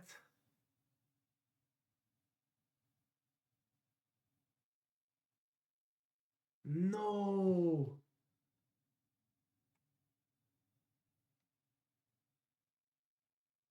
That's actually horrible. It's still salvageable though. Trust. Trust the process. Okay, what if there's like only a couple?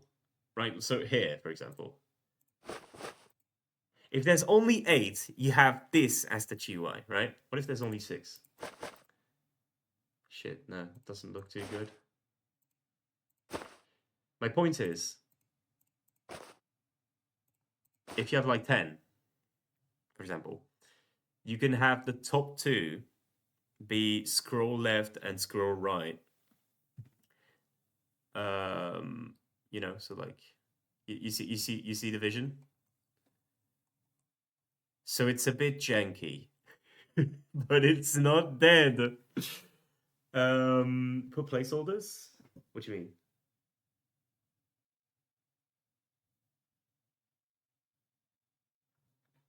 About 12. 12 works.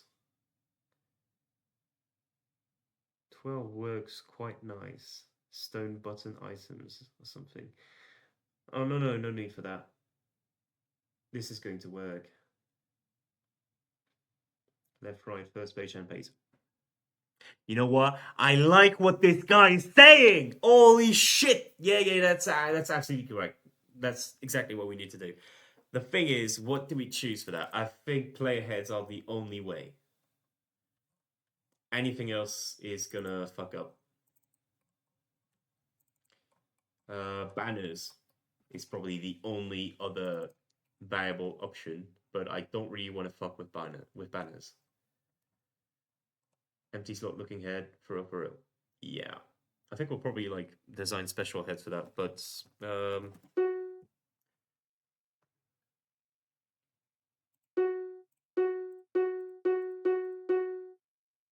kind of fuck with that.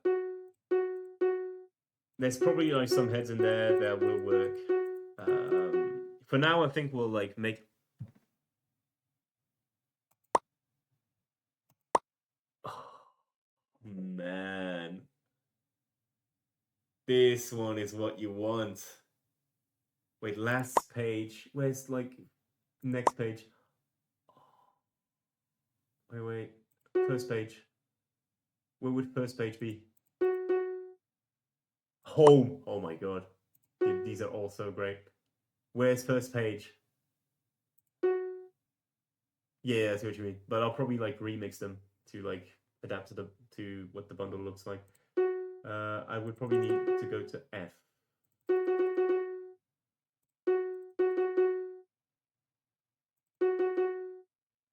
Oh, what?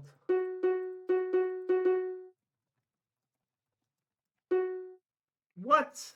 No, you're kidding. There's no first page. There's only last page.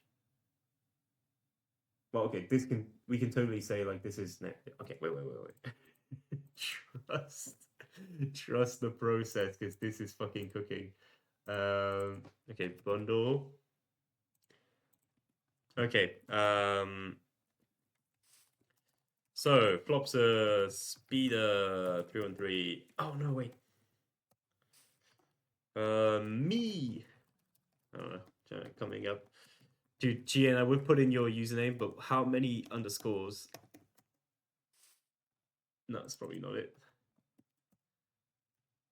Is that it? Yeah, 4. Okay.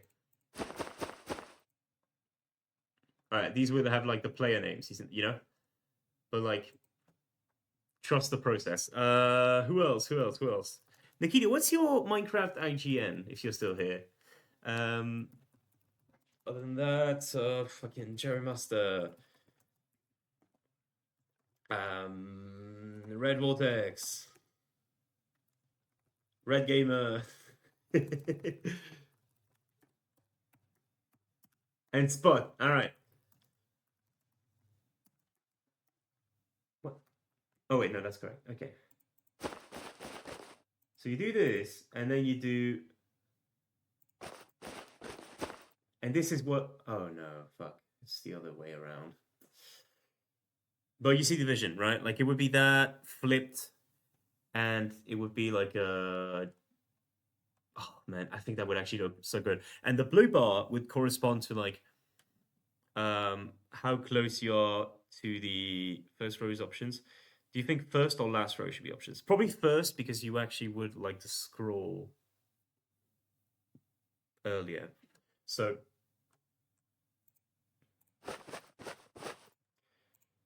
how would you do this? Like this? Oh, other way around.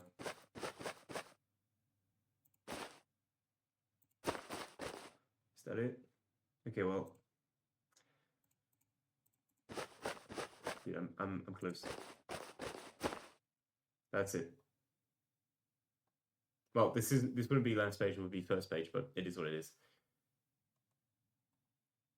Isn't this a very cool idea for a GUI?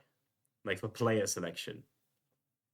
Instead of having to like fetch the player and teleport to him, click on him. Genuinely, I think this is peak. And then the blue bar corresponds to, I think I said that already, but when you left click, you get the current selected one. Yeah. Well, yeah, okay, we'll have to like detect right click, but it is what it is. We'll probably just like force right click. It's fine. In fact, wait, if you left click, yeah, you lose the information if you left click, which is sad, but and maybe that's why we fucked up. It's because we actually need right click. So if we get bundle contents of the new slot, fuck. No, yeah, of course, I'll tell it in the law. It's completely okay. But this is actually peak. This is going to be so niche, but it's actually going to be so peak.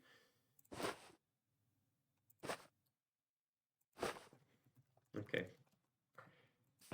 Does not work. Because we're trying to grab from an index and not an item. Oops.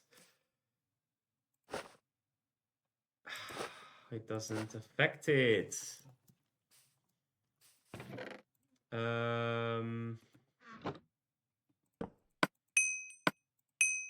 We need to figure this out. And once we figure this out, it's completely over. We've cooked. It's always going to say bundle. There's no way to like detect the bundle slot, really?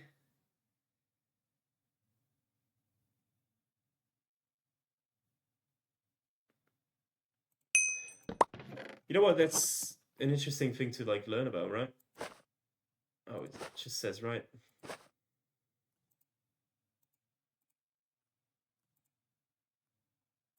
It does detect ship right. Cursor item. It's probably our last bets, but I think this would need like a second of delay.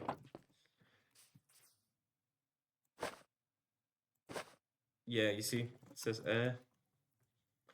So what if you do wait? No, of course, if you do wait, it cancels and it doesn't work. So I think you need to like uncancel. It's risky. It's pretty risky.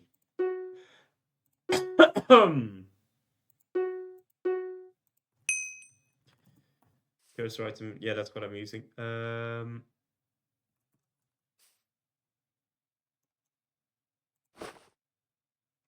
So this works. Okay. This works. The problem is that you have to uncancel it for it to work.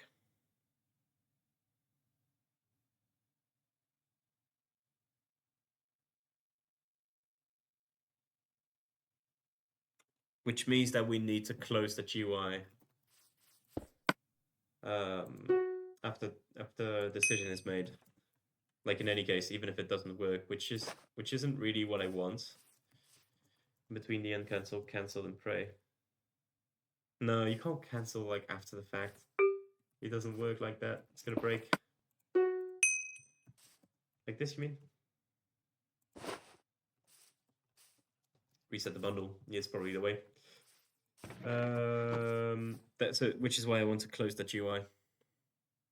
We don't have to worry about the item being given, by the way. Yeah. We can just set the. We can just set the cursor.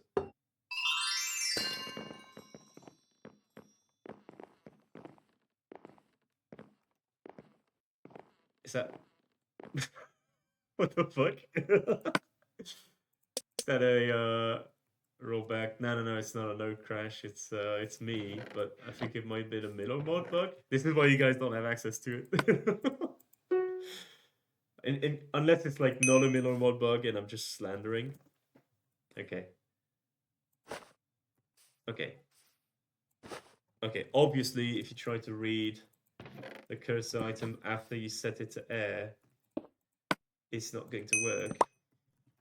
Happens to me too. What did I do to like?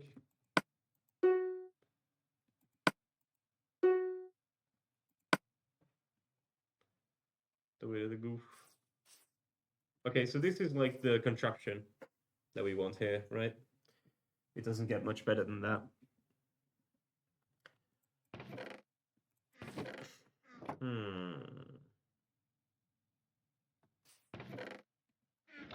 Ha, fuck. But I am not that big a fan.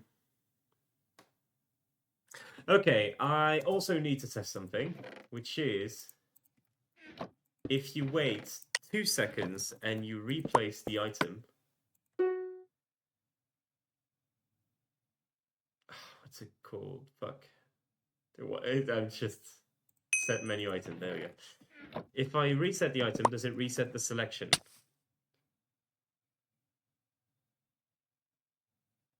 It doesn't seem like it did.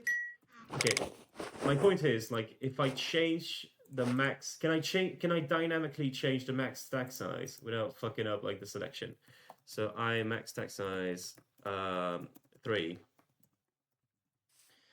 to make this a full bundle.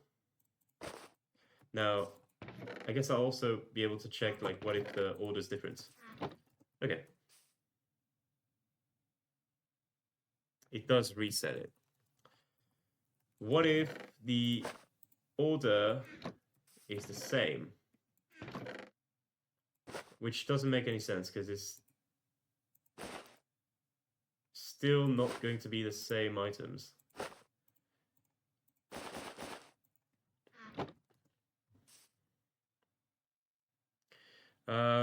Yeah, exactly. You wouldn't want it to close. What am I doing? Yeah, you wouldn't want to close. You wouldn't want it to close, but it would only close when you select something. Ah, wait, no, wait. I just realized what you said. Fuck. No, it's not a problem. Okay, no, wait, no. I don't think it's a problem, actually. Because you can just, like, reset the bundle afterwards. I see what you... I'm sorry I took so long to see what you meant. Okay, event item. And we set it again to the clicked slot.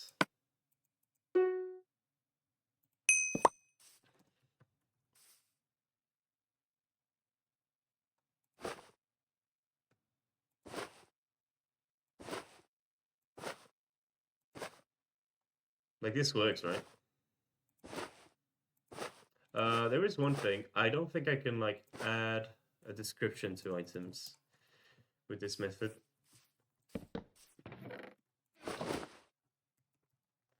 So like if I give a test description to the iron, yeah, it only shows the name.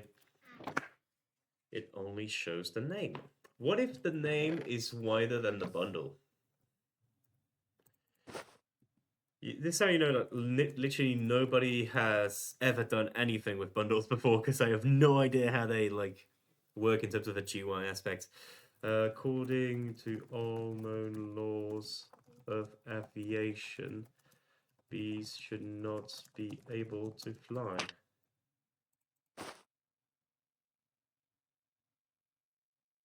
Interesting. So it just goes like beyond, no problem.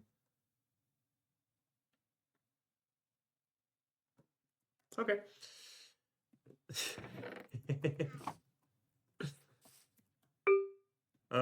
Yeah, I'm pretty glad with this solution. I think this is gonna work out pretty nice. Obviously, by the way, I did not mention this, but um, oh, it's not ember. What the fuck? Resin clump. You can set this to anything, of course. So it can be the icon of anything you like, which is pretty nice. There's 1.8 server using smart ass methods to bypass the limitations. Yeah, well, basically, like, this is me coping with the fact that I don't have resource packs. But also, like, if I had resource pack with this thing, I think I would be cooking. But it also, like, overall, it just feels so much more fun to be able to, like, cook stuff in vanilla Minecraft, figure out techniques, be limited and whatnot. Like, it's genuinely very, very fun. Yes, please. I could actually buy myself Overlord with the Twitch money now. I should have waited. I should have waited all these years. Feels like it's lazy. Kinda, but also like resource packs are not lazy, man. You should see the fucking file for Vault Versus. It does feel like more limiting, so it feels like you're expressing yourself more when you find clever tricks like this. So I think I'll keep making games in both styles, you know. I'll keep making resource pack games and I'll keep making non-resource pack games because I just like to have fun with both. I think both are fun. Okay, let's get back to that. Call this generosity. Right, so basically, I'm figuring out in the midtime like what we need. Item model, we'll call it. Well, we need to like represent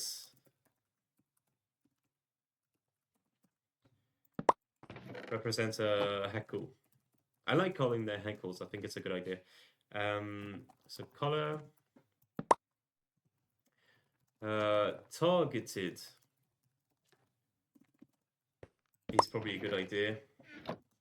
0 for general, 1 for specific player.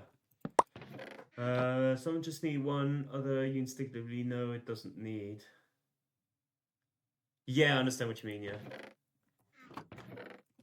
So generosity is targeted. And then points rec. And it's probably like 25 or something. Probably yeah, give one every second, it's completely fine. If it's one every second, we probably want this to be like 15.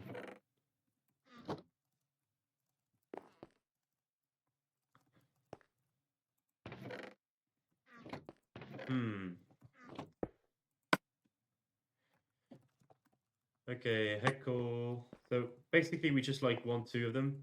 One general, one not, and we'll add more later on. I'll add more later on my side, so I don't like spend the entire stream filling chests. Which kind of what I do anyway, but filling chests in a non-interesting kind of way, I guess. I don't know what you guys think about this kind of concept, but you know. What's a good non-general that we could do that's like simple to cook up here? Chest refill is exactly what we need. Chest. Well, let's put the oxidized copper chest. Chest refill. Okay, what's the color of that? We're actually going to be cooking so fucking hard.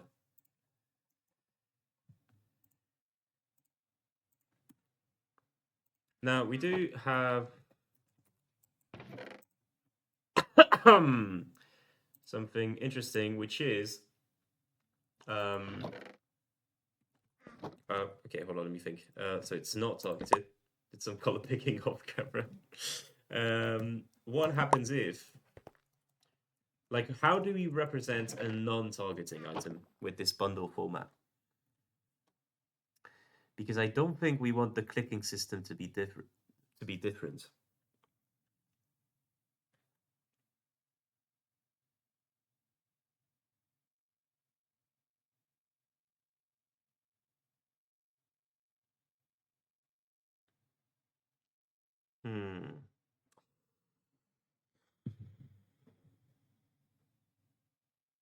Yeah.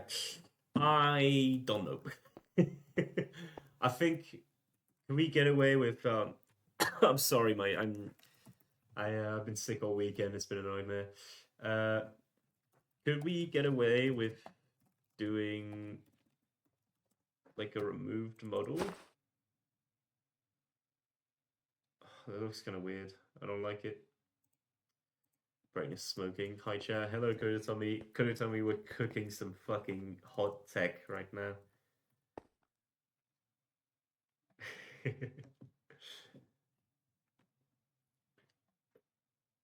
Like, part of me wants to like, implement some bullshit where it's like how do I say it? Like have an intensity kind of thing where you use like dice or something. And like you could use a more intense version of the power up. It's like it refills the chest even more, but that's gonna scale like a motherfucker. Like wait, the more I think about it, it's not even that bad of an idea. It's like TNT could become more powerful and more powerful. See, like this idea is cool, but that means you can't scale player related stuff, which is sad. So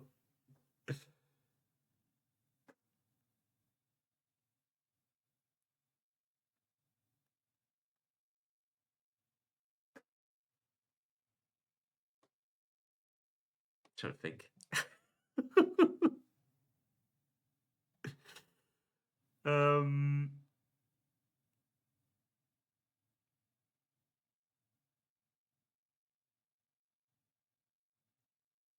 Shit. Trying to think about what I want to do. The scaling idea is nice, but also like I want to just be able to like do a plain trigger button.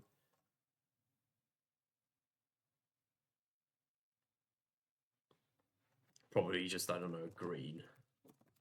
Green head. Okay, wait, okay, come on. You have no green color? Where are the colors?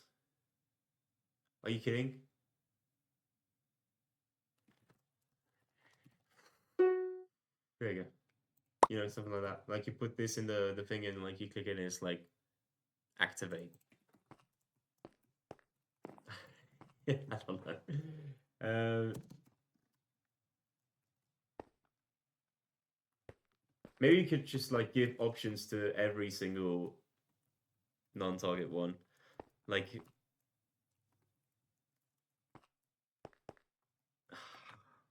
fuck.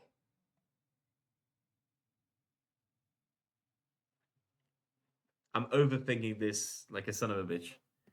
I think maybe I should just leave it be empty. The problem with it being empty is that it prevents me from doing the cool loading bar thing. No, it doesn't. Wait.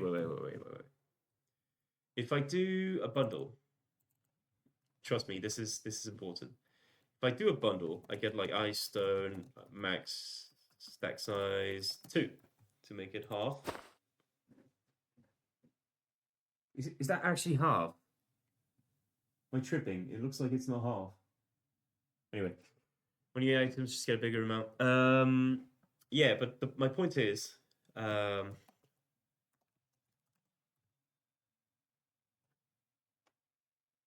looks like it works, no? Okay. Has it ever been decided what us viewers are called? Yeah, I need to actually make this into a cult now. I've got enough money. uh, it's like hmm, Foxians, Foxians. Yeah, I don't know. Could work.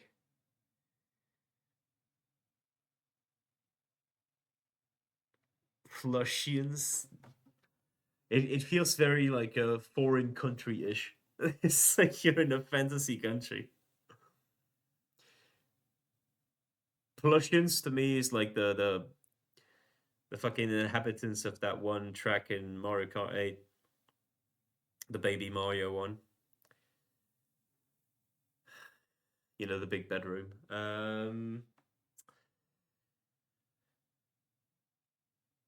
Plushians.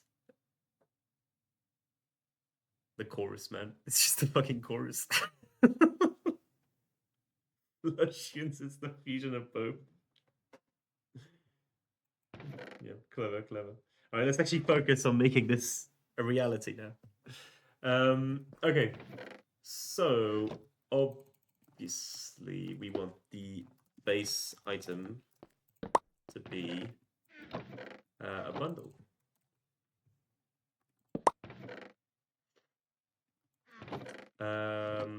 Now,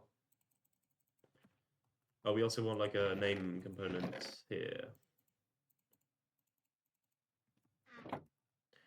So generosity, foxblians. I mean, maybe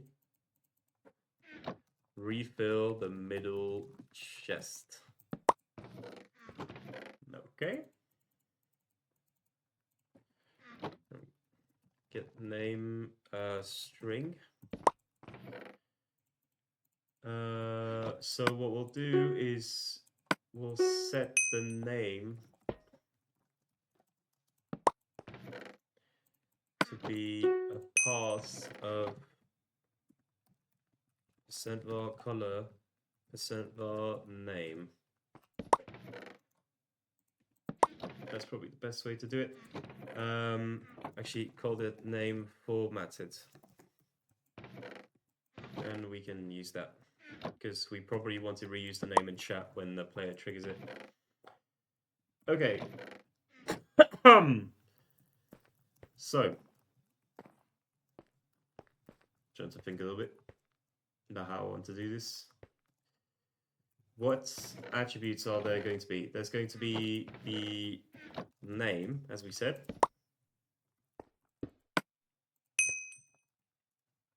Call this Heckle. Dude, I can't believe we found a fucking usage for bundles.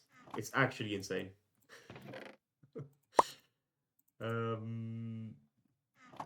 Let's save the color, right? That can always be useful.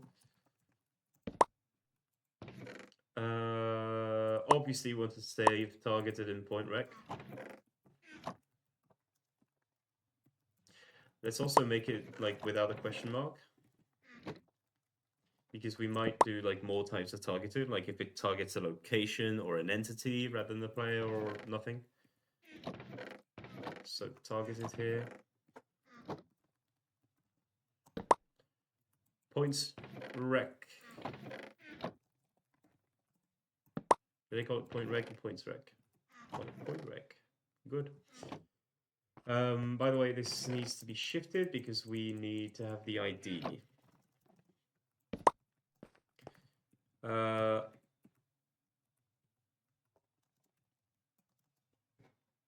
Let's add Heckle to the list of these.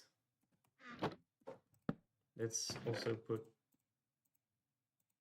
Heckle behind and put loop at the very end. Okay. Let's see how Heckles generate. Seems like they generate fine.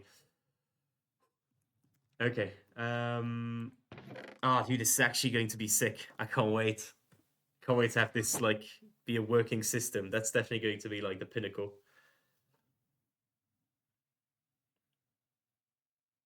I hope there's no like hidden bundle mechanic fucking this over without me knowing. Anyway, the item here, what else do we need to put other than the name formatted? Satisfying to code with a class system, so real. It's actually so true. Like, look at this. You want the class system for your code. It's going to speed up everything. Or, honestly, you should probably make your own, because this one is, like, very, very basic. But, you know, make your own using this as a base, if you like it. I gain nothing, but I just want people to be able to, like, you know, be happier with coding culture. Um, let's see. I'm trying to think about what I could be missing. Like, obviously, a description, right?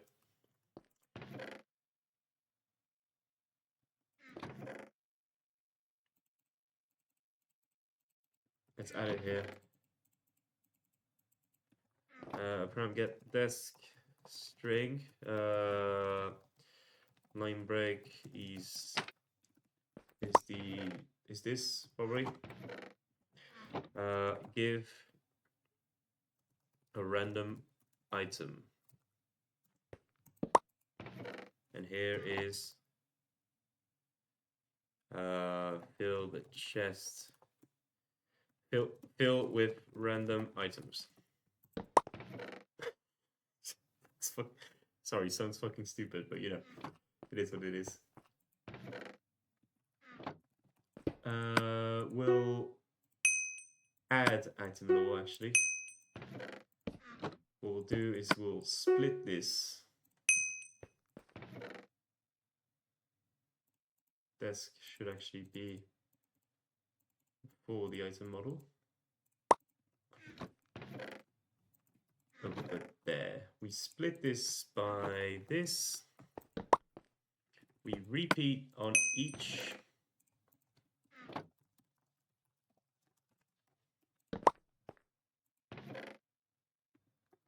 Oh, is it? Oh, so actually, I'm interested. I'm gonna do my standard formatting. Percent bar desk line. Call it item. We don't remove functionally using the class system. We decapitate. Even modify to make it like save classes to save CPU. Yeah, that's fair. That's completely fair because my system uses like all dynamic stuff because I can't be bothered to like reset everything. But yeah, once it's set in stone, you should probably use save variables. So this should be okay.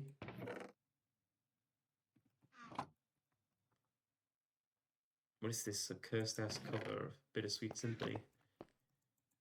Anyway.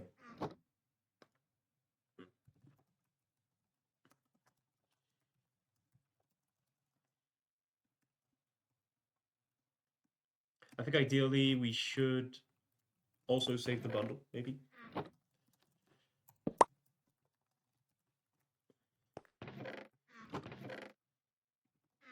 Could be nice. But again for Timu. This is Pillars of Fortune from Timu, dude. What are you talking about? Right. So can hold a mixed stack of items is going to disappear because we're going to give items to it. So trust the process. Don't worry.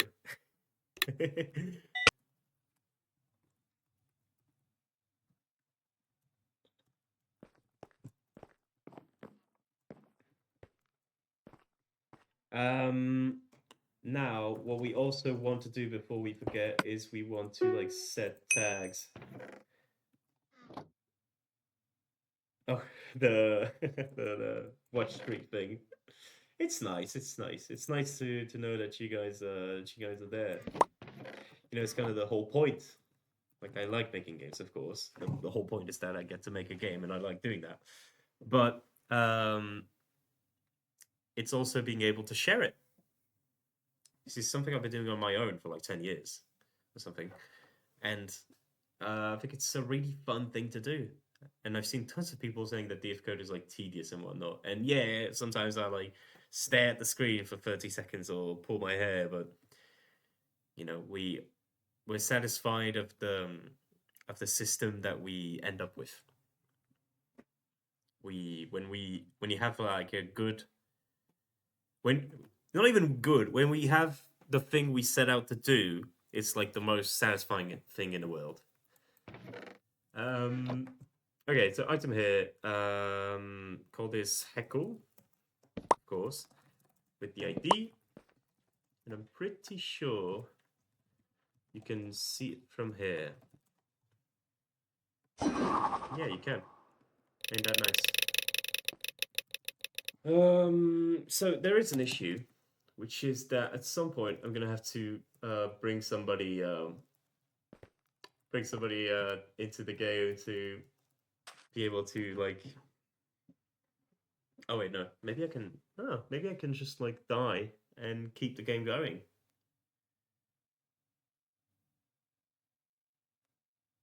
That might be it, actually. We'll see how we do that. Okay.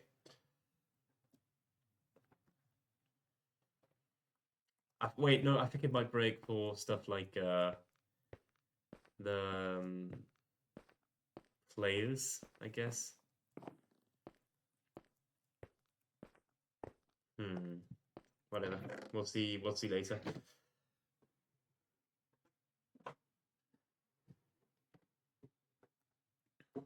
You have 10 eager viewers who would love to join. Trust me, that's not the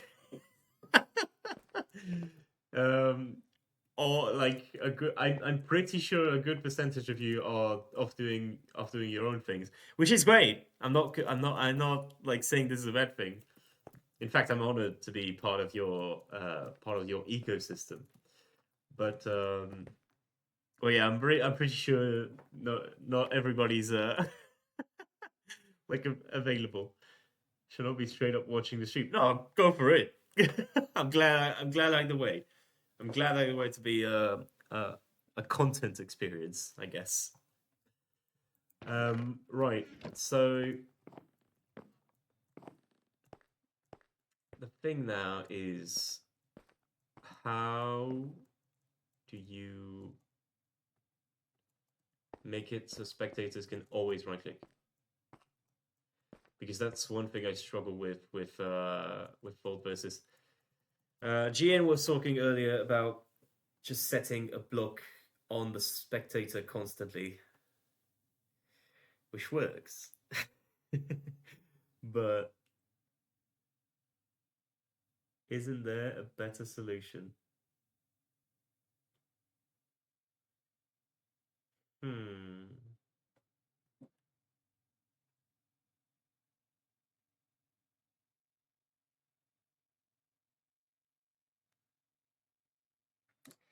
Isn't there a better solution? Well, okay, you're not going to find a solution by like giant interaction to covering all map, only visible to spectators. It's an absolute nightmare. Yeah, obviously, like a writing entity is the way if you want to do it clean. I can't be fucking arsed with entities if I'm going to be honest though. It's like hiding them and showing them. It's so dumb. It's a long question I tried to solve in my 3 years of making menus with hologram and style text, and I even remade a mouse cursor thanks to my discover. Right, I see. Yeah, the mouse cursor thing. That was some nice tech, yeah, back in the day. So yeah, is the fake block display block on the player the best Columbus of inventory menus? Is the fake block the only good way, you would say? Like, I know the entity stuff is like it probably works, but I'd rather not. I'd rather not do that. Oh, fuck. It's midnight already. Holy shit. I gotta hurry up. I gotta make this work.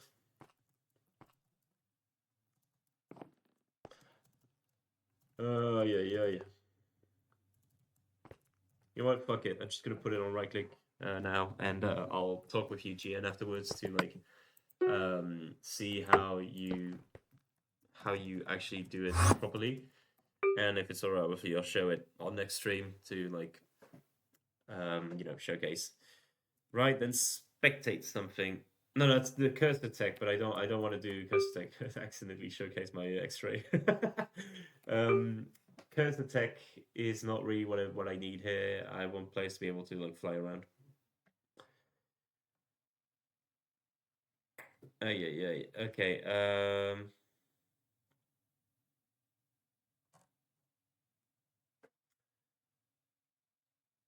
So that's Isn't that? That's for like in-game only, right? Oh yeah, no, never mind.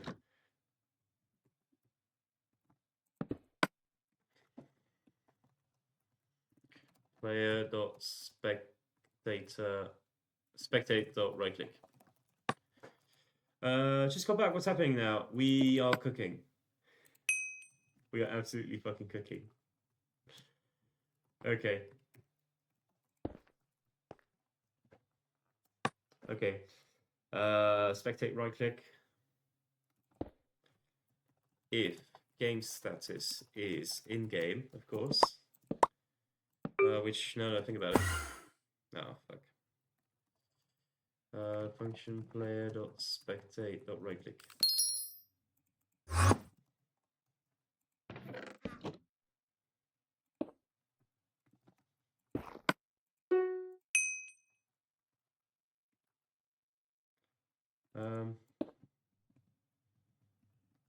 Player.spectate. Right click. Yeah, no worries, Gian. I'll just like we'll discuss it afterwards on Discord or something. Right, so this should bring up the GUI, right? I reckon.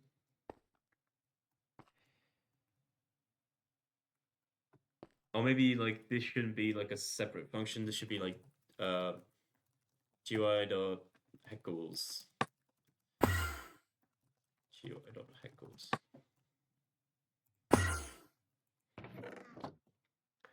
Best solution you could get right now is having both interactions reach set to 0. Then use left click.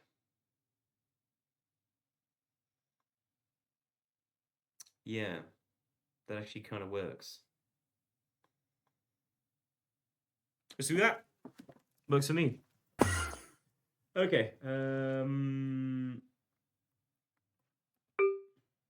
Oh, left click entity. So we don't actually have a right click going, a left click going on. So let's just do that.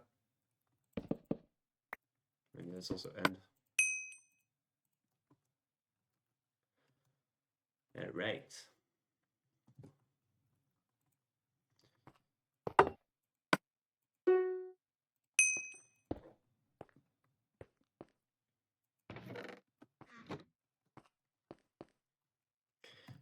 In player.spectate, I also need, after the reset, to reduce the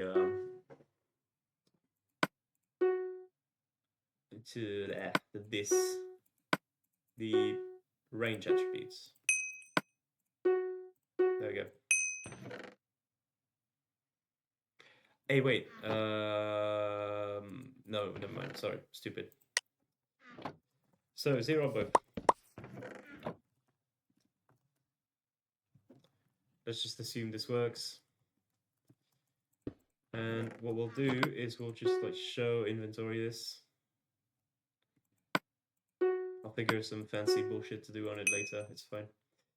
And we can repeat for every heckle in heckle.registry.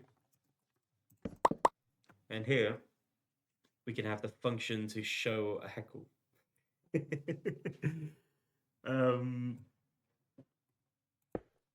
So heckle.format item is exactly what we'll need to do.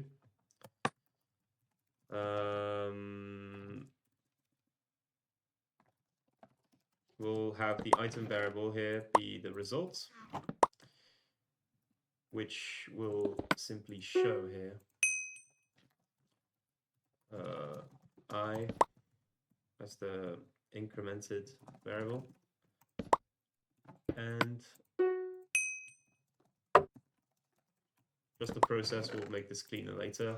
It's fine. I mostly just want something that works. Right. So item. We obviously want to like furnish what heckle it is.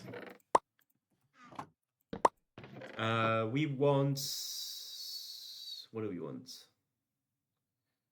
Spectator's most bizarre logic I ever saw in like working. Yeah, I see what you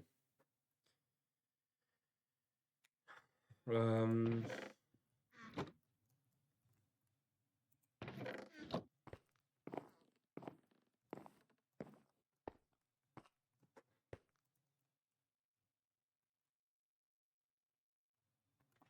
Shit, trying to think a little bit about how I want to do this.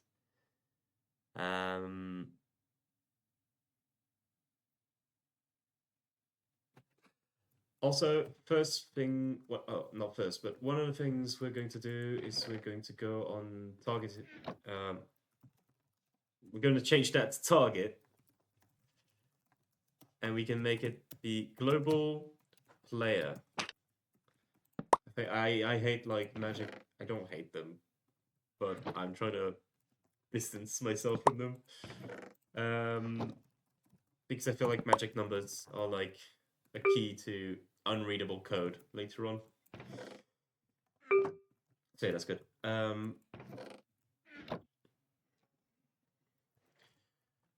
What can we do now?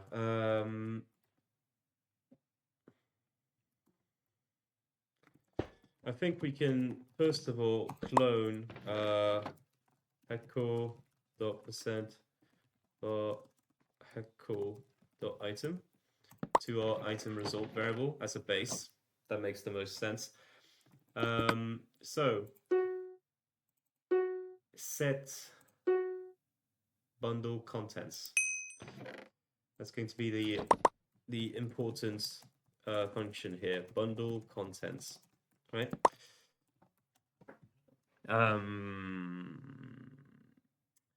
Pretty sure the max stack size in Minecraft now is 999.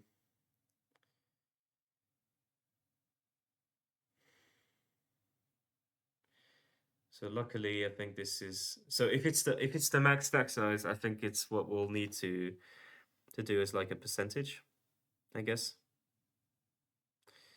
What's at the sub goal right now? Fox suits. I'd have to like actually define the sub goal properly. I let Twitch define them for me. We do have like a little thing. Actually, yeah, maybe you weren't here last time. Let me show you. Hold on. We've come up with a peak idea. We have to showcase it.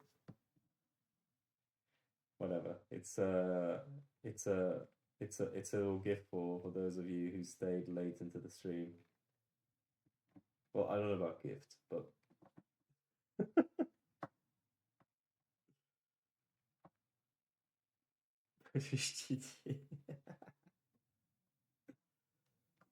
Alright, there you go. Oh, I think it's put on quite well. Alright, check this out. We got the custom accessory. Oh fuck, it's the other way around. I'm so stupid. Apologies.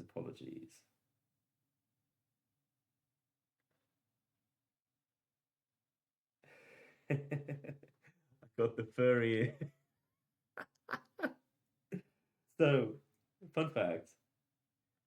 These were actually custom made by a friend of mine that watched the stream once before deciding that this was going to be the feature of the stream.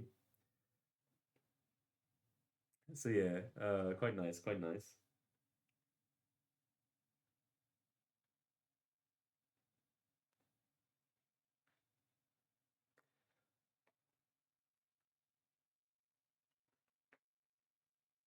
She kind of cooked there. I gotta be honest. There we go. It actually it wraps so well around the headset. It's actually peak. It's some really high quality shit. She cooked. But yeah, this is the furry arc.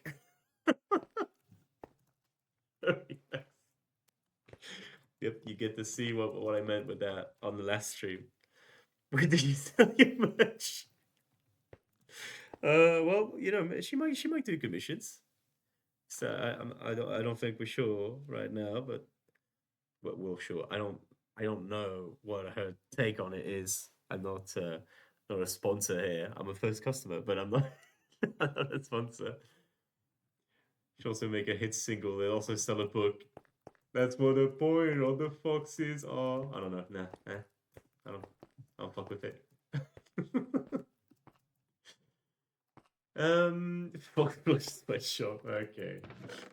All right, let's actually focus on this.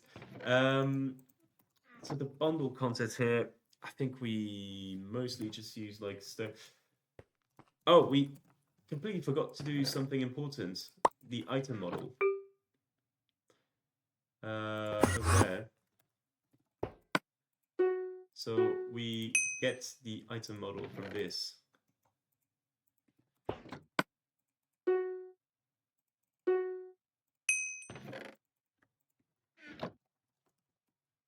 Let's just record a diss track on General. um, popular MMOs Minecraft book. He did a Minecraft book. I wasn't. I don't know if this is like knowledge that you don't know. Like you probably know it exists, but you don't know about it. Yeah, we have our own like constellation of French Minecraft YouTubers that did books and whatnot. And I actually have the Frisian and Fluffy book. Trying to check a goal.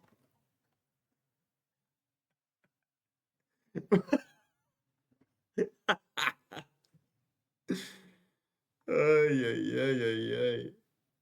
Yep. Fucking share monster just track. Oh my god. This is gonna be the sub goal. It's the 100. It's the 100. No, I'm kidding, by the way. It's not true. It's not true. It would be the cringiest moments in a long while. FoxPlush, what does the fox say cover?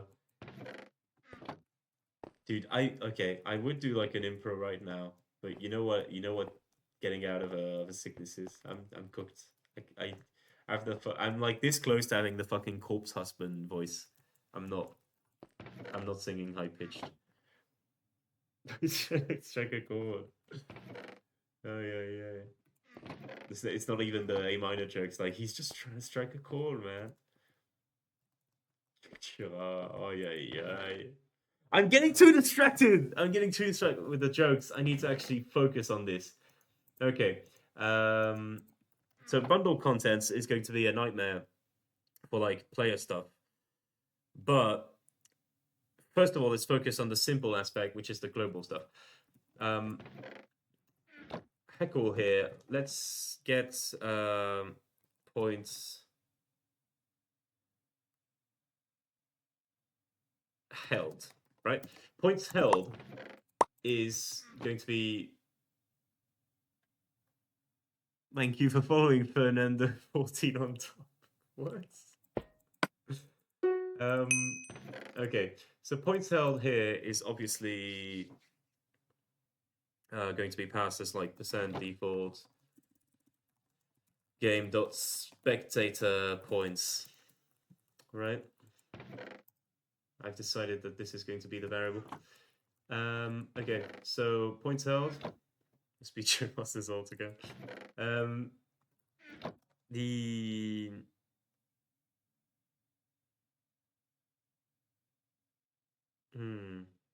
hold on, I'm trying to think. Let's do percent var.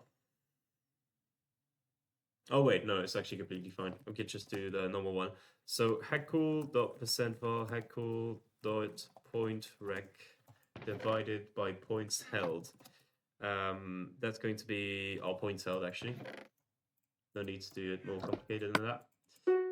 And so this times 100 rounded to the ceiling is like the percentage of the bar that should be filled out. Now the big trick is you need to figure out how to best fill the bar, and that's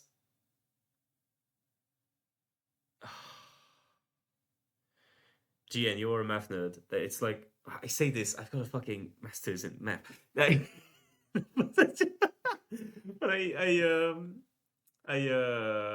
I'm not like this is decomposition in like It's like fractional decomposition or something. Wow, this is some bullshit. There's actually a much simpler way to do this. I think, like by doing powers of two, that might be way easier. What if you isn't there like some bit stuff on the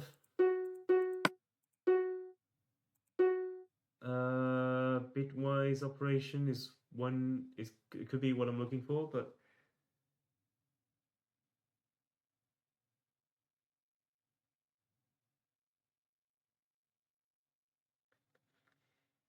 hmm,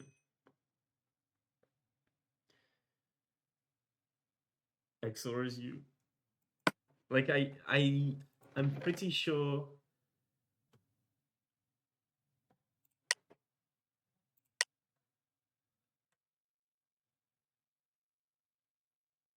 Oh fuck, no, that's what is this? It's bitwise operations, but basically, here's the logic, right? We have a percentage that we want to accomplish. In fact, let's not even round it. No, let's keep it rounded. But the point is that this could probably allow for like rounding. We can allow max stack sizes up to 99. So using items of stack sizes 1, well not 1, 2, 4, 8, 16, 32, and 64, I'm pretty sure that you can like accomplish a good amount of precision.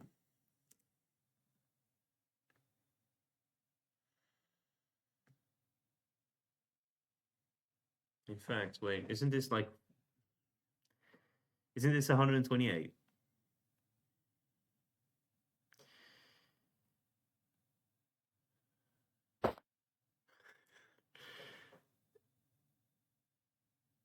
It's 128, but it's actually like not that precise then, because like you could do compared to what you could do. You could the smallest increment that you can have is 199.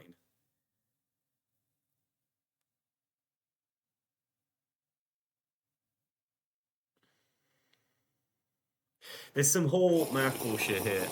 I'm you could just do like I'm trying to just for the fun of it. I'm trying to figure out like what's the most precise you could go. So like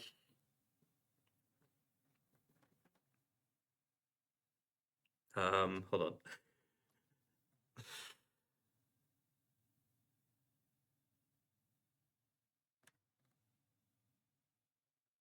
Wait.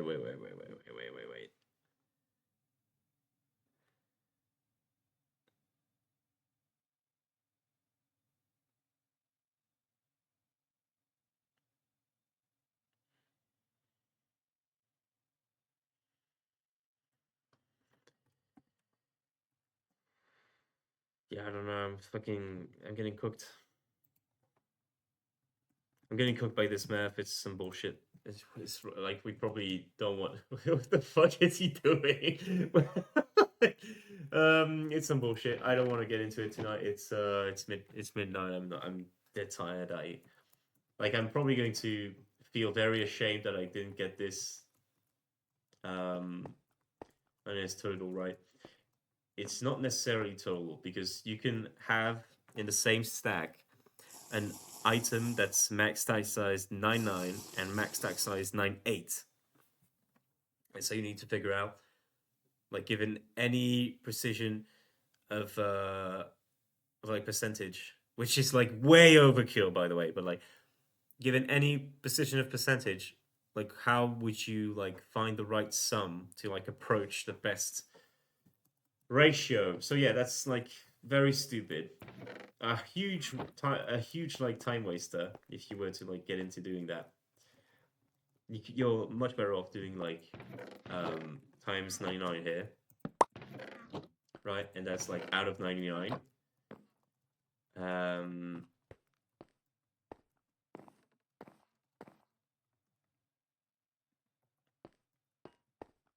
Wait, hold on.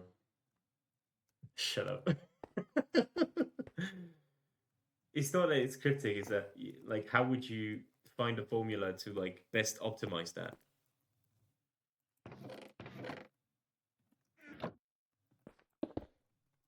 Anyway, this should be between 1 and 99. Binary search probably, yeah. Between 1 and 99. So how would we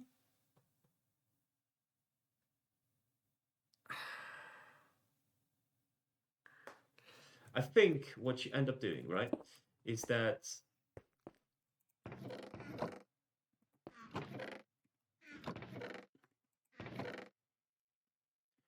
you probably want to keep points held to be like your original variable, by the way. Now that I think about it. And make this be like stack size spread.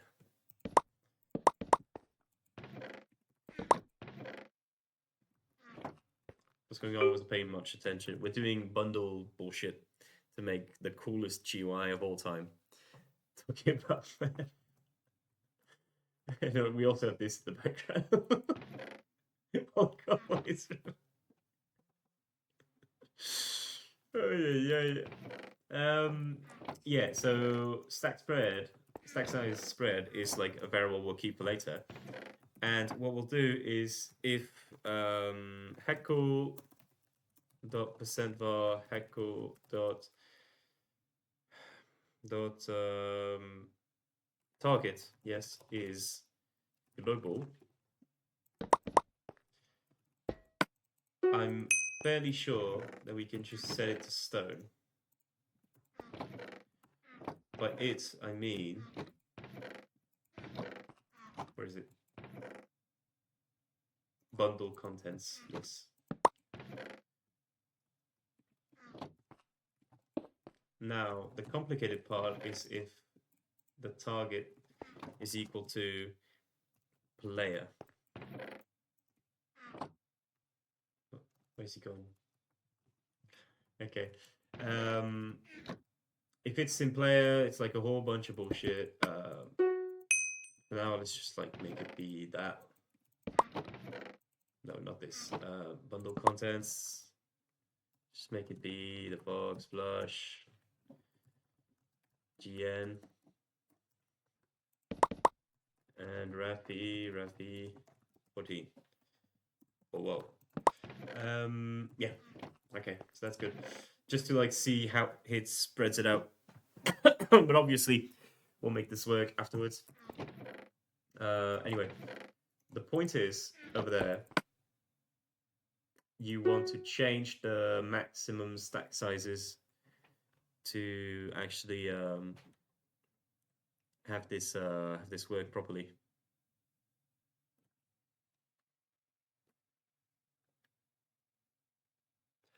Ah, wait, shit. Wait. No way, because the counts are always fixed.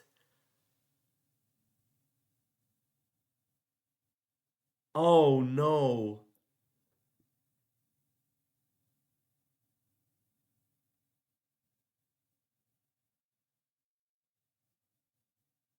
Oh shit, no way, this is a brain fuck. I'm actually stupid.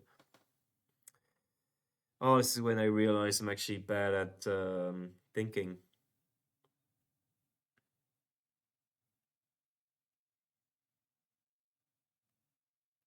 Okay, so there is one like simple case. Wait, no. Oh, it doesn't work.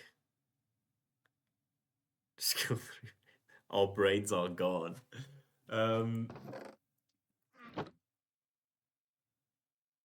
Did you guys see that light flicker? Is it the fucking Raffi sun that's doing that?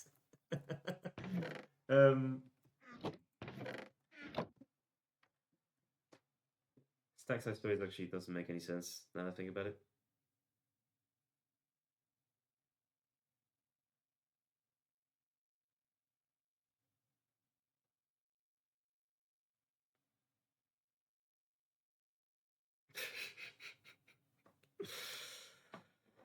See, because like the formula of bundles is that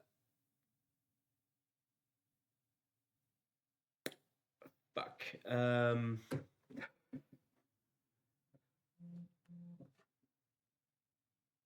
Oh shit! No, I'm actually getting brain fucked with this. Okay, we actually just need to like practice, right? So, let's just take like a bundle, right?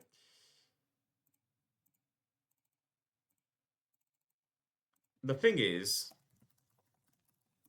and this is going to be very obvious, but I'm just doing this to like be able to demonstrate it in my head. Max stack size depends on like it's fixed on like the count of total items. You see what I mean? Fuck no, I'm just cooking some straight bullshit. The max stack size should be for a single item. Let's just do it for a single item so that I can like have an understanding, right, of how we define the max stack size. The max stack size should be the inverse.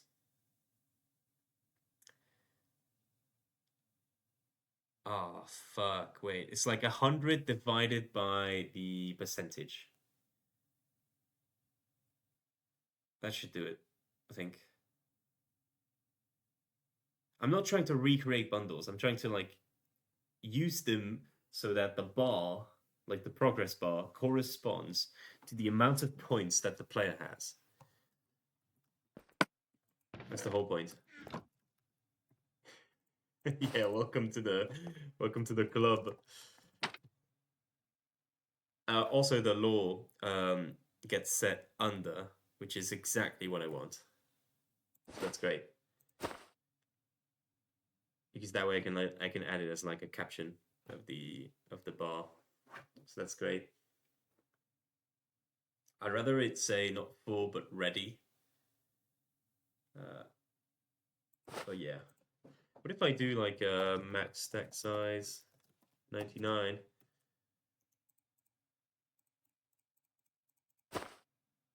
Has the tiny bit off thing at the end. Um,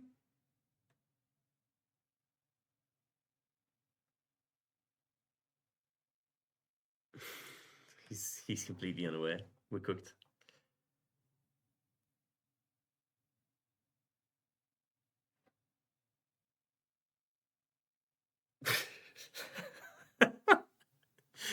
Fucking Marty starts playing at full volume.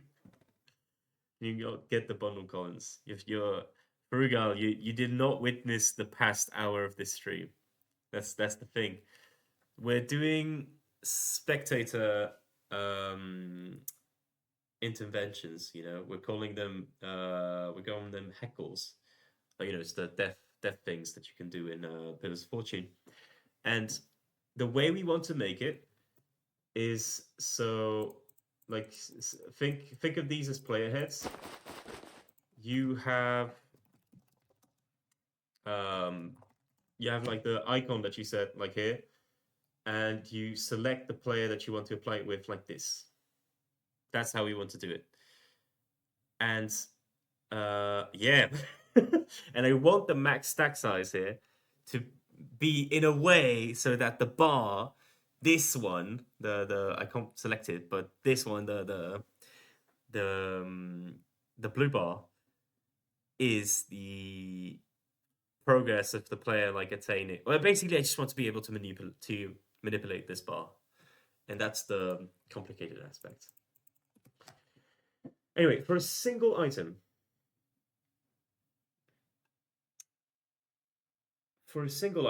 the wait, shit! No, I just realized something that like kind of fucks it up. Wait.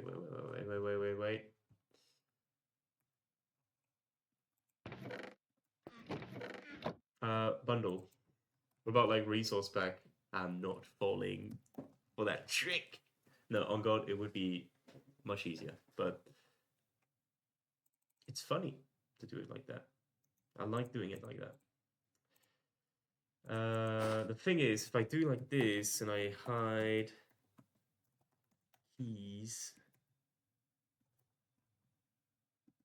Not keys, but my God. Okay. Bundle contents. I reckon that this is going to hide everything bundle related.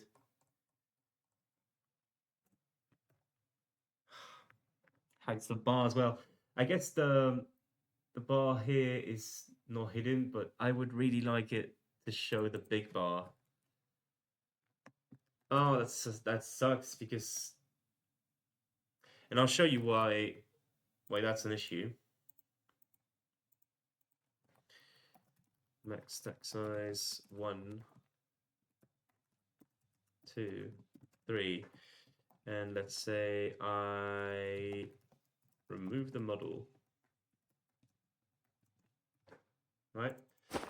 If I do like a full bundle here, like it's empty, it's kind of goofy. But then like these are the biggest increments I can get other than full. You know, I can get like full or a half or a third or a fourth or a fifth, etc. But I can just be unprecise. No, I won't settle for that. And the problem is you could get more, but you would have to have 2 slots here, which is, I don't know, you know?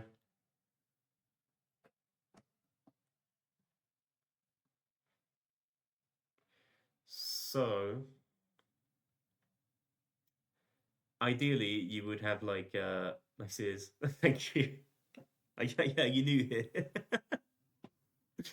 um, thank you very much. um,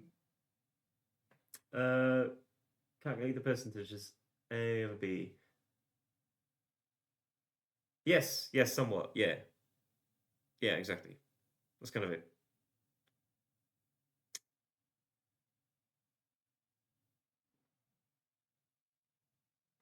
Well, thank you for offering a sub. What am I missing? Who Dragonov is? Thank you very much for offering a sub. Um, sorry, I'm trying to think though about how I would do this. It's mostly I want to be able to have at least 4 items per item, if that makes sense. And I'm trying to think because 4 items per item is fine for player targets because, as we discussed earlier, I can just have the cursors for like next page and whatnot, and that worked.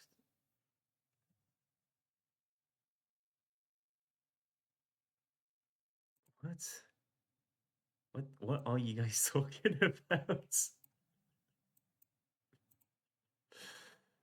Oh yeah. Anyway, I like this statement about the ears. I liked him too. um, oh, shit. Trying to think. Trying to think. No.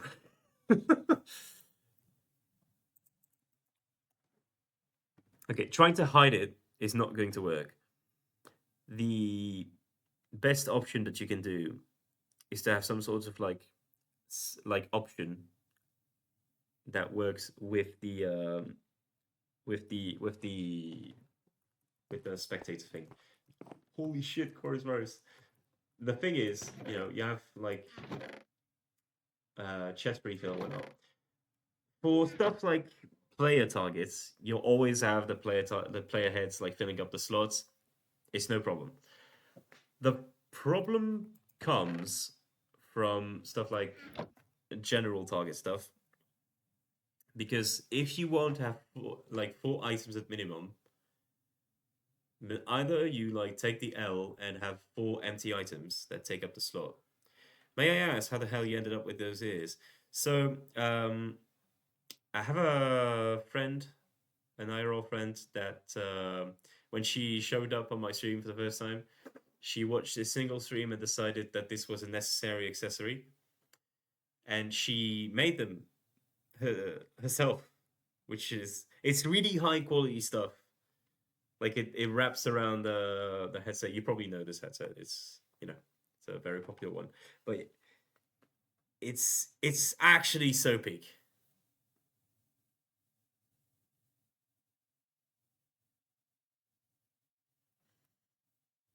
Do the years attract the programmers? Maybe. I haven't seen the buff yet. um, to change may take 4 to 7 years.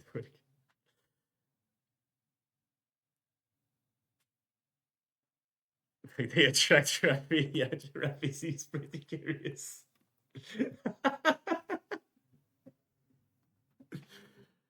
Why don't you have an item with a max stack size of 99? That's a good question, and the reason we don't have that is because if you want to manipulate the bar with a max stack size 99, then you need roughly is this guy. It's the guy that's standing right there. Um, what happens is, yeah. Oh well, he's gone. What happens is, well, let me actually show you instead of like yapping. Makes no sense otherwise. So let's get stone. Oh, I still have like the empty stone here. Okay, whatever. The max stack size 99. So if we do that, right? Well, okay, bar is going to be like almost empty, right? That's fine. Whatever, who cares? The thing is, how do you get more out of that? You would need to have like more items, and the item. Oh shit! The item count is something that you can't hide. So like even if you remove the model, the item count is still going to be there, and that looks bad. I don't like that. Um. Wait. So like, let me rewind a second. Dragonov, did you just wander onto this stream, or are you like a friend of a friend of Melon Dog? I'm assuming. Uh, I'm assuming that you're a friend of Melon Dog because I'm assuming Melon Dog would just like give somebody it's just somebody random a sub.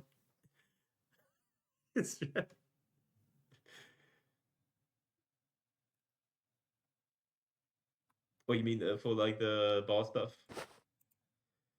Okay, yeah, okay. You know what? I think I want to like you have a point, Jen. I think like this is a bit of a headache. What we're going to do is we're just going to put like 4 stack of items here. Shit, item model remove. I don't know why I spread them out. You can actually just do that. It's completely fine. Oh no, that's not gonna work. Actually, I should give them random tags. Models. Wait, shit. Tag set item 1, item 2, item 3, item 4. Melon Dog, did you just give? No, this is a prank. You didn't just like give somebody random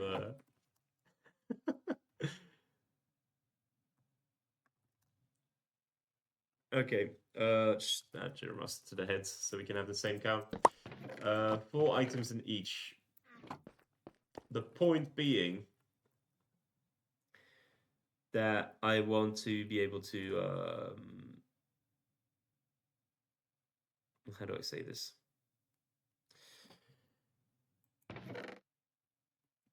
So I have the same layout and all of them, but also I'm just not going to think too much about the bar for now. It's going to be a subject for later. I'll probably look into it into my own time, and we'll include it in the next stream. So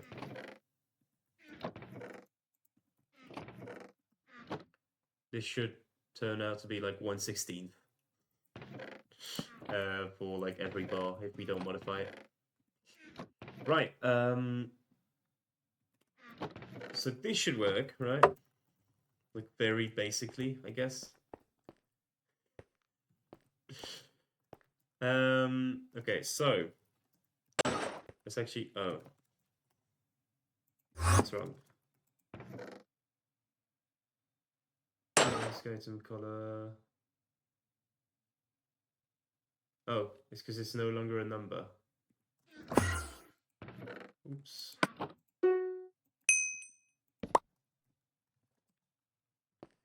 Okay. Insane goofy method. Spawn new line until bar is under the screen. Put a custom one in low. You can't do that. Law renders under the bar. So not even that works. It's true. Right. So point is, I commit suicide.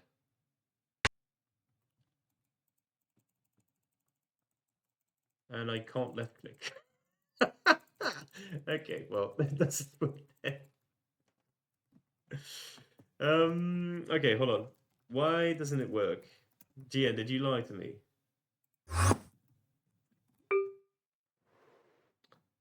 Wait, hold on.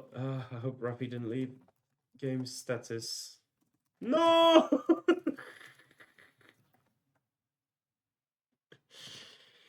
Yeah. Maybe it's right clicking instead. Maybe. Maybe it is. So let's go back to right.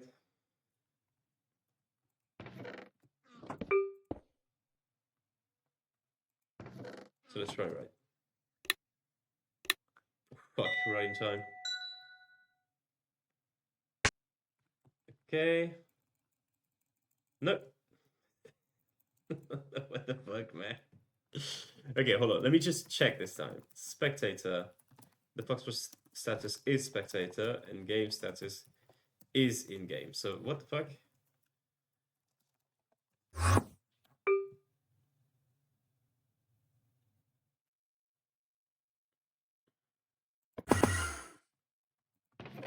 What's happening though? This is a server called Diamondfire, where the point of it is that it's a plotnet server. So you have like plots like this. If you want me to show you a simple one, that's how that looks like. Well, okay, they're not like they don't have this on it, but like it kind of looks like that. And you'll notice that there's like a tiny part here, which is called a code space. And the point of it is that in kind of like a Scratch manner, if you know about that coding language, you can place code blocks. So events that detect when a player join, when a player left clicks, when a player sneaks, etc. And you can do actions, you can do conditions with if player action, and there's a whole bunch of code blocks like that that use the same logic, and it allows you to code your own games on Diamondfire. So for example, if I do sneak and give items and I get for example a diamond, right? I put it inside the chest. What the code is going to do is that when I hop into the play version of the game, right? Here I'm in a special state where I'm in survival mode and I'm like constricted to the plot, right? And I obey to the rules dictated in the code. So if I sneak, I get a diamond. Oh shit!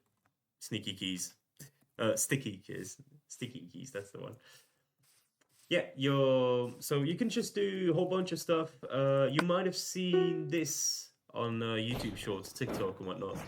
Mace Roulette, that was made in Diamondfire. Your name is TheFoxPlush and you wait for this. Yes, that's also one thing. One thing that's true. But yeah, that might have been one of the games you saw about Diamondfire. Not about Diamondfire, but it was made with Diamondfire. Okay, I will not tolerate the fucking Mace Roulette Slender. It's a brilliant game. You see, there's some elitists in the chat that hate on Mace Roulette because it's popular. But yeah, it's one of the better games we have exported over the years. But there's maybe a good, and with no exaggeration, there's maybe like a good million games on Diamondfire.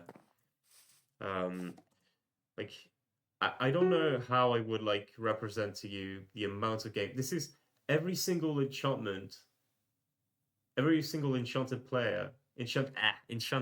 item here is a game that's being played right now. The count is the amount of players on it. But yeah, it's a really neat server. I've been on it for a pretty long time. I'm a staff on it, and I decided to make a stream about it to like code on it. It's not sponsored or anything. I am staff on the server, but it's like you know there'll be a million games. Yeah, but like over the course of the whole server, it's reasonable to like say that there's been a million games. There's not a million active games, of course, but games have gotten cleared and played again and whatnot. I think you can make a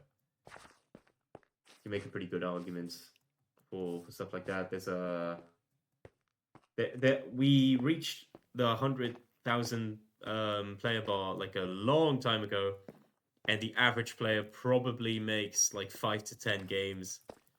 We count like the actual average. Maybe not full games, but you know.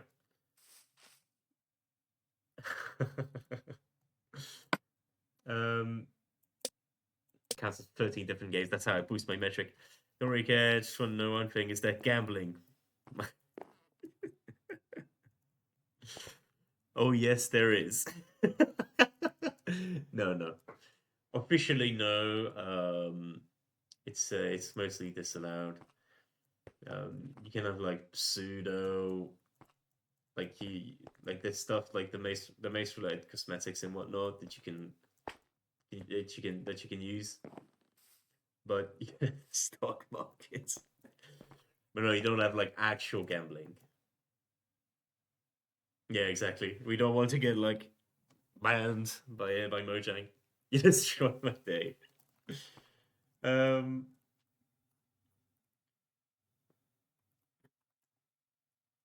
yeah, GN knows a thing or two about getting striked about gambling. Um,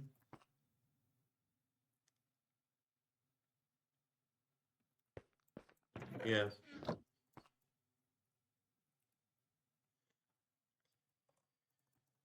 Okay, so back on this, since I can't be bothered to actually do the click detection tonight, what I'm going to do is I'm going to take this out. Okay, anyway, Fox, where do I find Miller mod? Had no work moderate.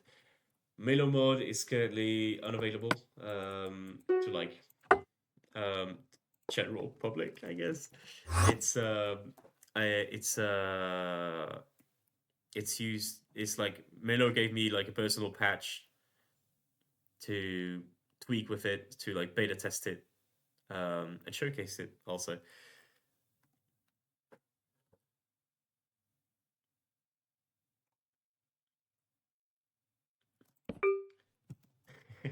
No worries, no worries. Okay, so let's bring the sneak over there. What the fuck is all that? Oh yeah, that's like the one of the pottery shirts. Like, well, not one of the pottery shirts. One of the upgrades was like a stealth mechanic. Hello, Milo. Yeah, we'll talk about Melon Mod. Right, so let's try the GUI.hackles thing. What the fuck? Okay. Listen, Rafi.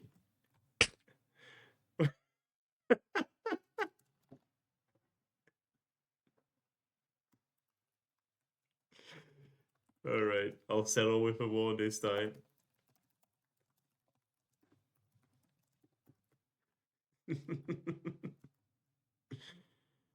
Come on, come on.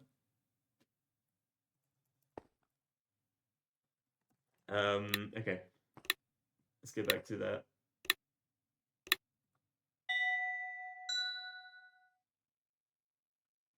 So, let's die.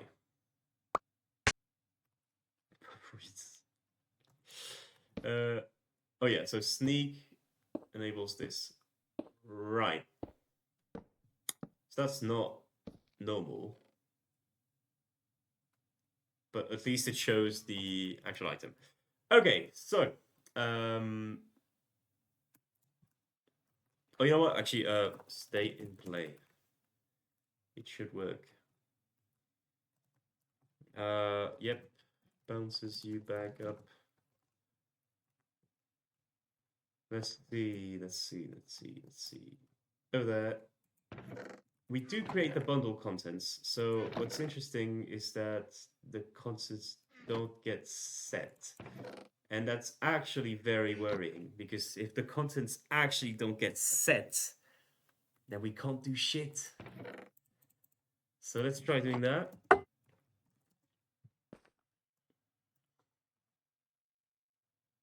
Oh no, why do they not get set? For bundle bar, maybe use a mod to change a component that's maybe responsible the bar displaying. What?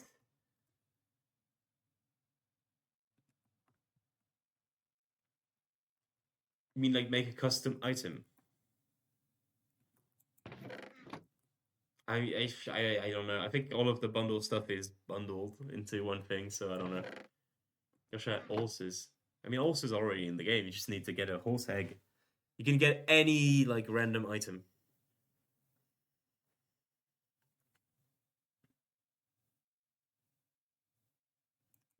Anyway, so yeah, that's worrying. Unless it's because the bundle thing never gets defined because I never changed targeted to target. Okay, so that was it. Rejoin Rafi.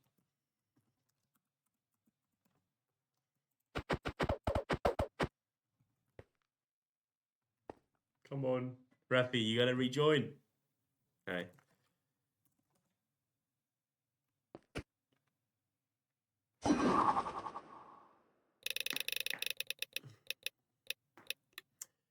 Right, yeah.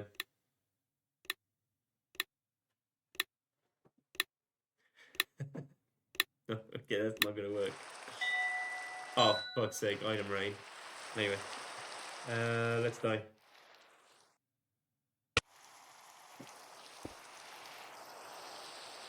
Oh, no, wait, still doesn't work. Wait, okay, so hold on. Dot target. It says 0, so that means I didn't change the variable somewhere.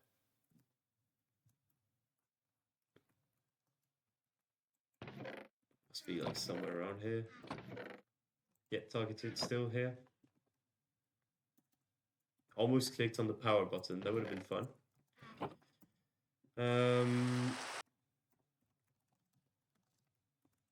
Let's get Rapid rejoin. Oh.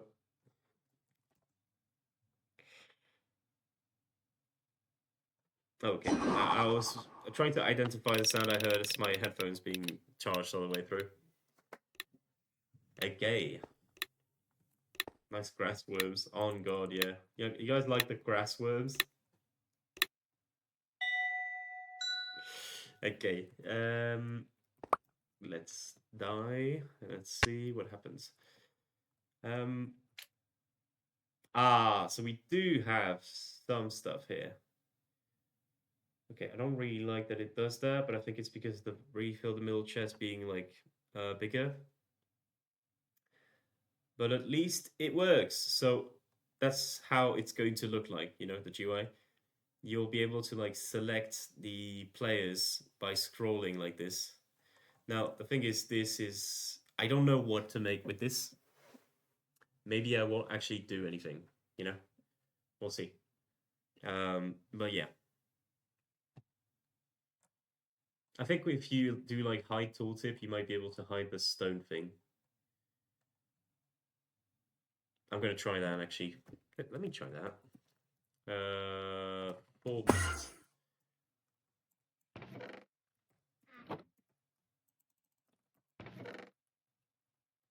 All right. Hide tooltip.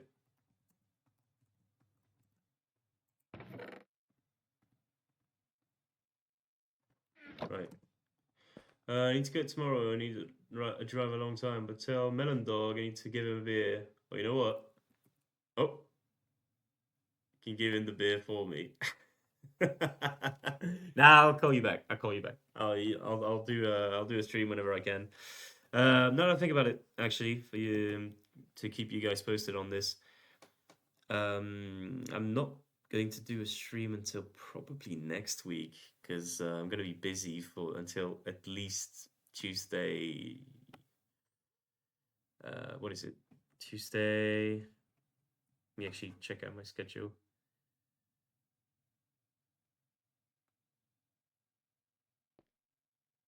Right. Well, by all accounts, next stream is probably on the 25th on the evening. What the fuck? Oh, no, okay, it's you can bridge all the way there because of the... Yeah, it makes sense. My face stream. Oh, yeah. Okay.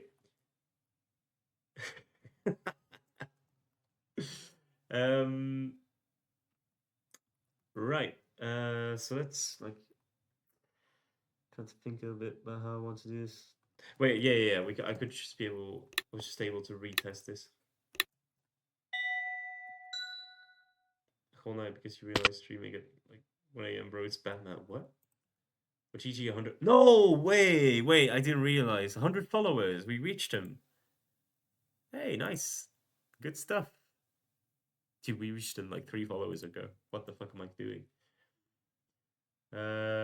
So yeah, apparently hiding the tooltip doesn't hide the name. So I guess I would have to like...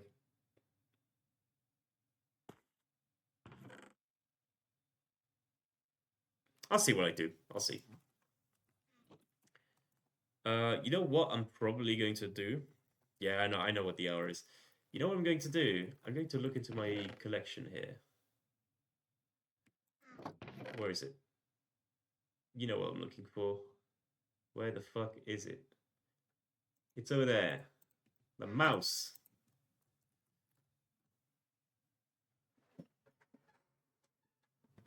Now, this could be like a good idea to like indicate that you have to right click, I guess. But yeah, this uses the sprite technology thing. Yeah, exactly. That's actually exactly how that one appeared. Oh yeah. So yeah, making them hide tooltip is absolutely useless. We'll like um create these on the fly whenever we need. My fright is that I'm getting 144p over there. Sorry, yeah, Minecraft resolution kind of sucks balls for these kinds of sprite. This is a right-click sprite. To be precise, it's the sprite that appears when you start the game for the first time, and at the top right of your screen, it gives you the little tutorial instructions, and there's one of them where it's like a mouse with the right click highlighted, and you can use that to indicate to players to right click. Kind of. It works. There's better ways, but it kind of works. There's cleaner ways, but it doesn't really get much more precise than that.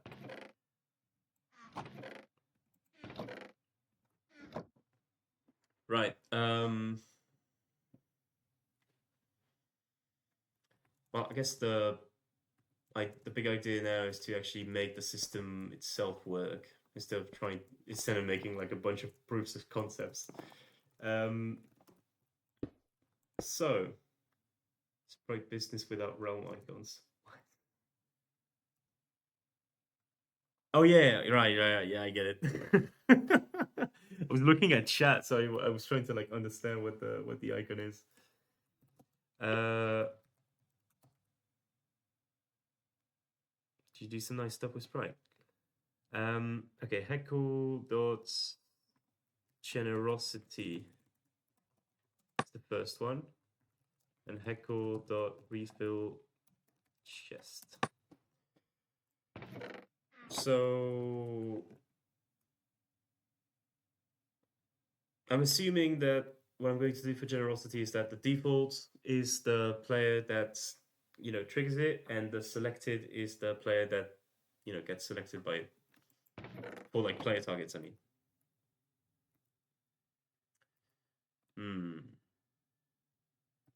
So probably just like something like this, no?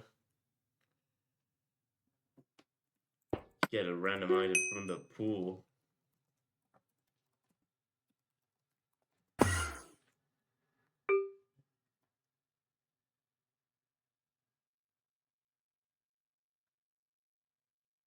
Oh, Sprite works well. I just got the fucking joke dragged off. Okay.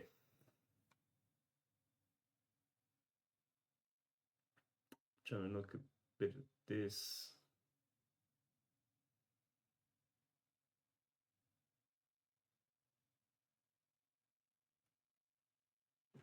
I think it's just item.get here.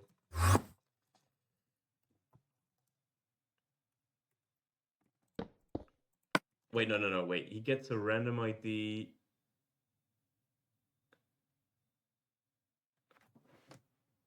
I said he. This is literally me, by the way.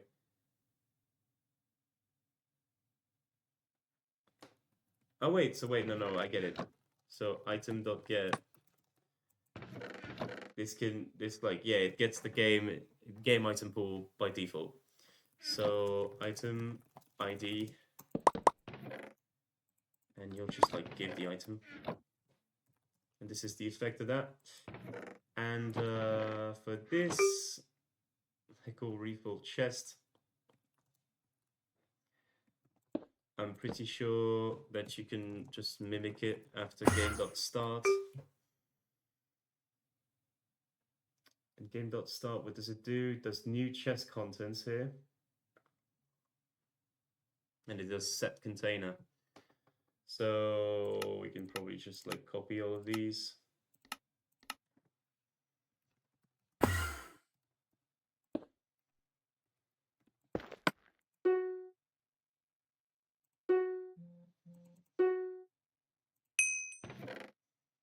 Okay, chest contents and this.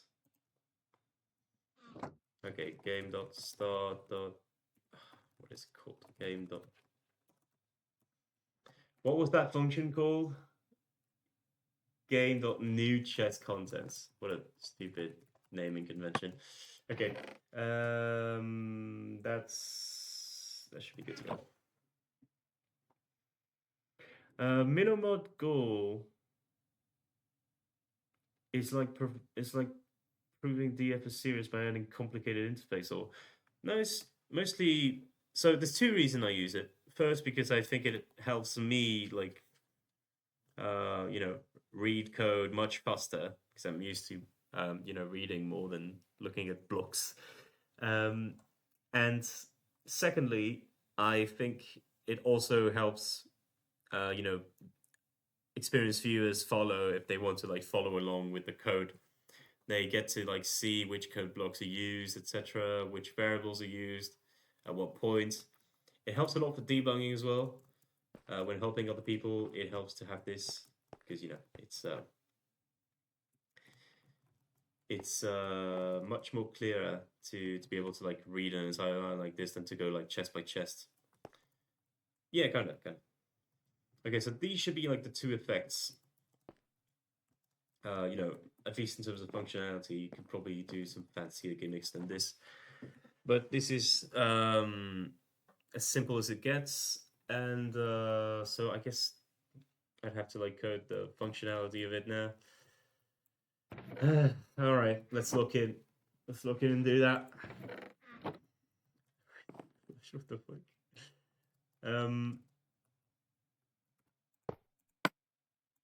I think the idea now is that we go and click menu slot. Class.headcall.menu name is something we're going to define here.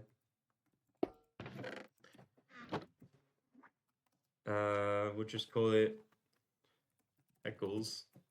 I'll probably center it later down the line. Check out the cool sprite stuff I did on my Reese plot. I'll go check it out. Okay, I'll go check it out. Right, so let's check that the player is in. Can never tell where it's supposed to be. Yeah, fucking sword. Yeah, sure, why not? If it's in spectator mode and if the I think it's over there. Yeah, open inventory title is the heckle menu. Then what we'll do is we'll check.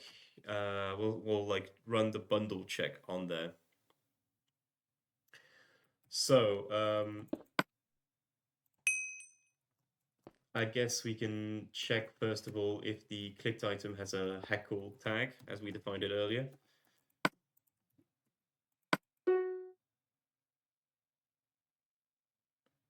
Oh yeah, does it? Oh fuck, does it like compress stuff or something? I don't know. It's so weird. Um, yeah, it's not gonna be like a hard check. In fact, I should probably like not use that. Whatever, it's fine. I'll code some sturdier checks later on. Item has tag heckle here.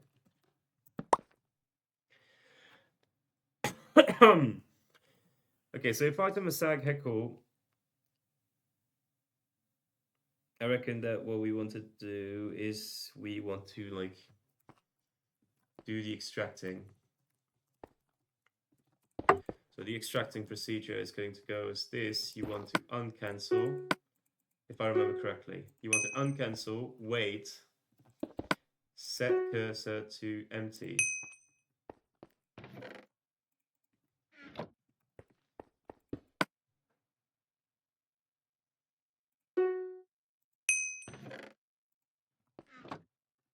And reset the item. Hey Velpy, how are you? Good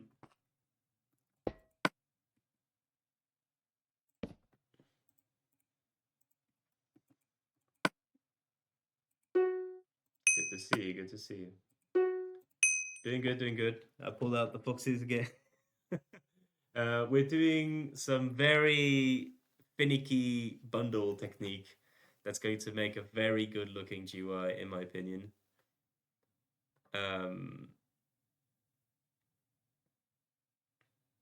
Yeah, trying to figure out like how I want this to be. And now that I think about it, well, you're furry. I'm not.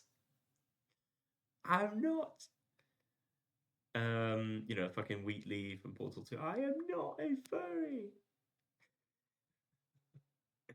Fox, can you override his ward? It's true though. You were build a phallic symbol in the middle of the plot. Anyway, right. Clicked bundle slots.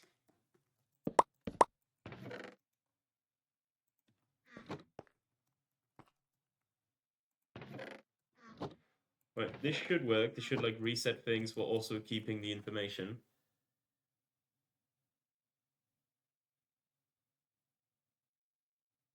And now that I think about it, we don't actually need to like wait.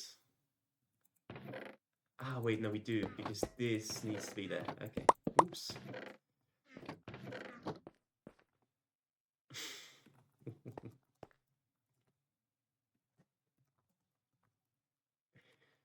Right. Once we've gotten the actual option here, well, this is the part where we want to do something that's specific to like every fucking thing. Ah, crap.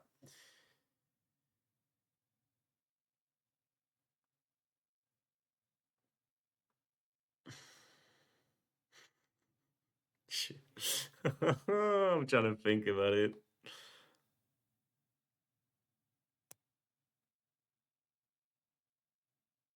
What the fuck is the diamond fire elite? So true. So true. It's actually nepotism.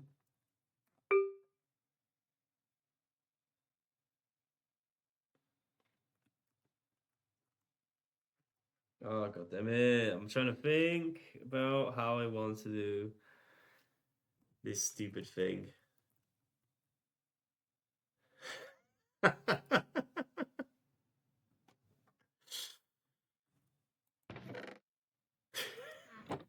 Filthy so based. Filthy with the DF and non theories.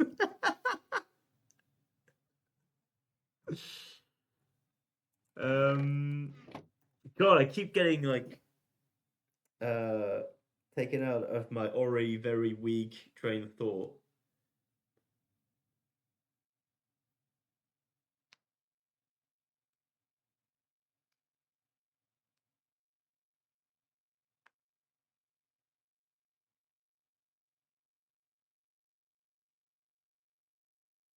Okay, wait. I know how I'm going to do it.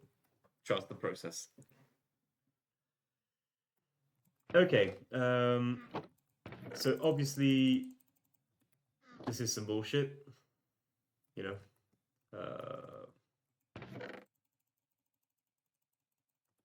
Just making sure that I took all of them out. Yep.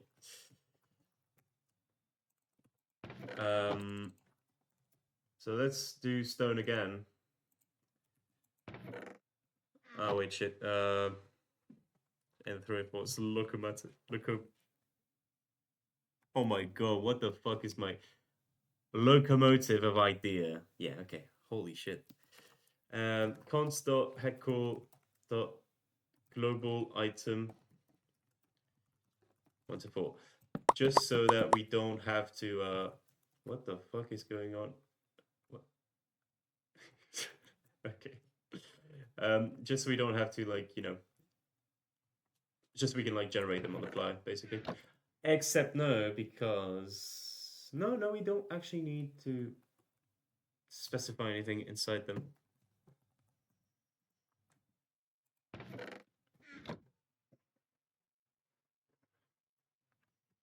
Trying to think a bit about if this is precise enough.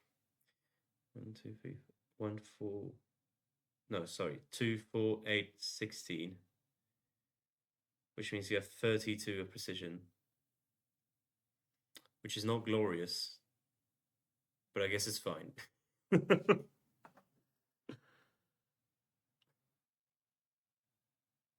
Oh wait, except. Oh fuck no! Ah! I'm just having a fucking brain fart, man. I don't know what to tell you.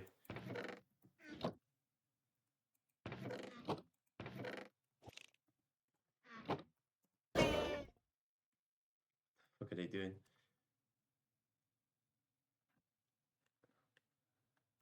Go ahead, because I don't think I followed that.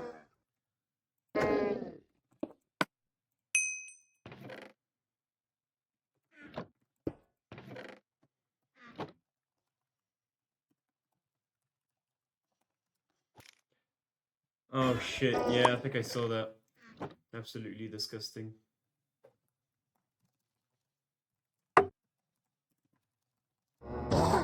Okay, the thing is, none of AI has ever been none of AI, but none of like generative AI for like images and videos. When has that been a good idea ever? Like, what? Who has that benefited? That's my only question. Can you guys remember? Yeah, that's the one.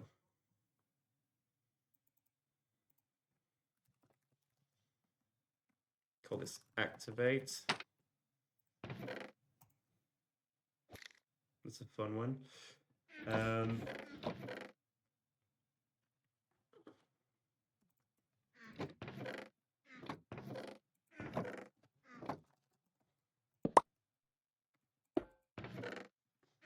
Const heckle global item send var I. Flame gen is very good. What do you mean?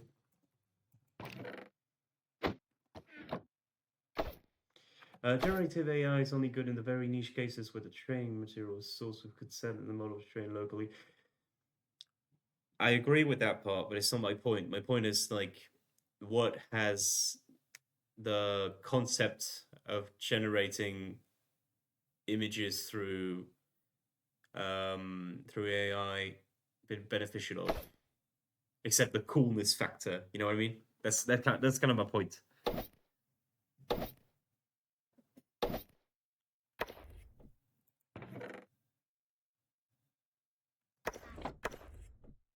Exactly. That's exactly my point. That it's like a novelty at best and a, a late capitalism tool at worst.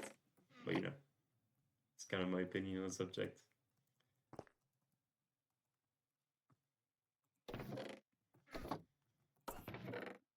Anyway, this should work.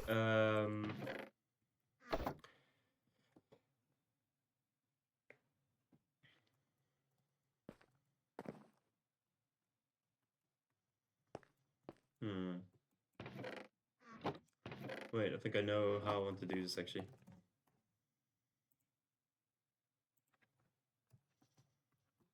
I want to give it red because the full bar for an achievement is red. What the fuck am I talking about? Not an achievement. A full bar for a bundle is red, and a progress bar for a bundle is blue. So I'm going to make like the error message blue and the full message red, just to like match that.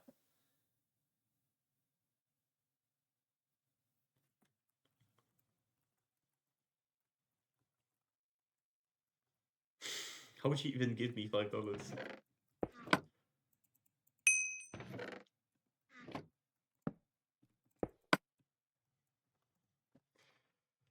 Okay, let's check if points held is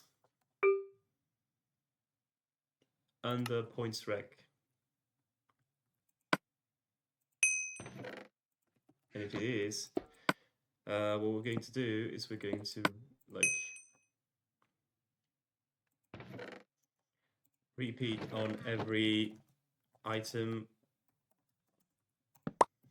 in bundle contents.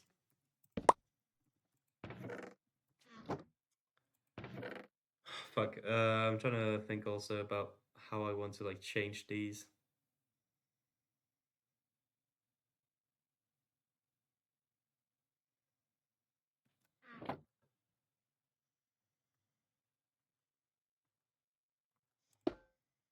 Okay, whatever. Bundle contents.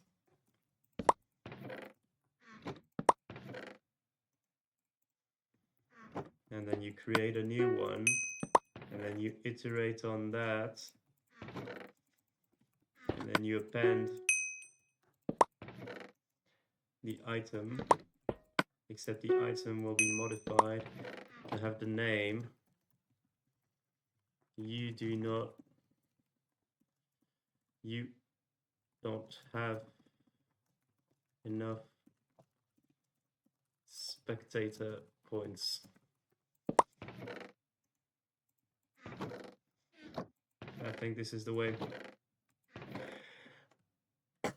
Did you hear about what happened to Clavicular? Oh, fucking hell.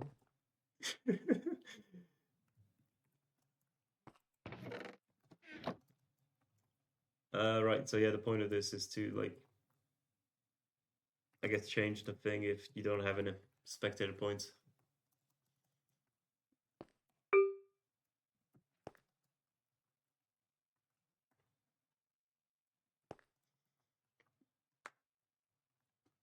And yeah, obviously this will be more complicated than just the heads.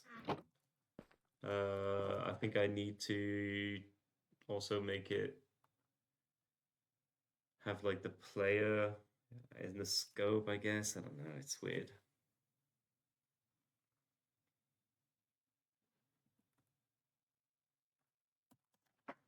Wait, actually, like let's do it.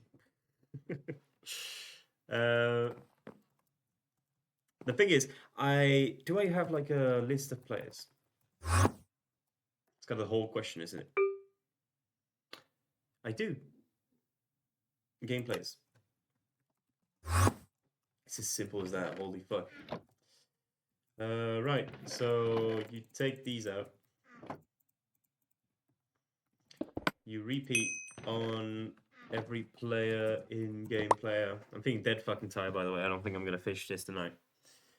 But it's good because I can cook up a bundle computation function by the time we get to the next stream. Okay, so for every player, we'll need to probably do send out player head That's the item. The thing is, you should, in general, avoid, you know,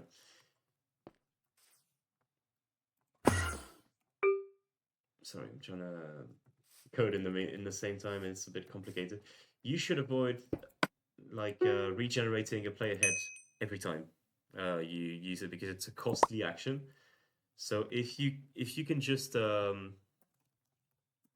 a head here, if you can just generate it once when the player joins and then never generate it again, yeah, like this is good. If you can simply not back in all times, what do you mean?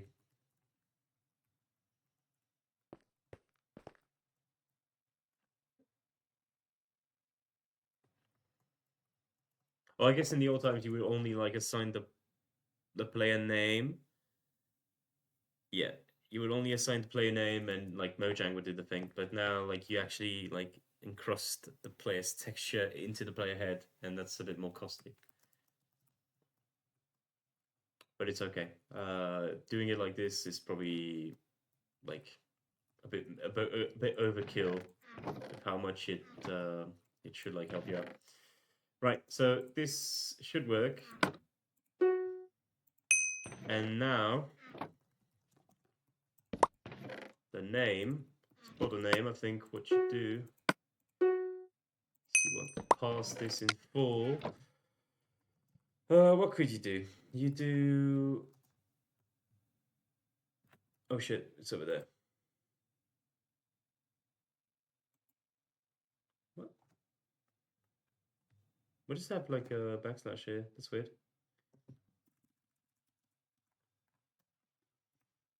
That works. So weird. That one Breaking Bad edit song. Bro, it's fucking Tame Impala. You can't just say it's the Breaking Bad edit song. It doesn't work like that. Anyway, head percent default. Percent default. Let it happen, yeah.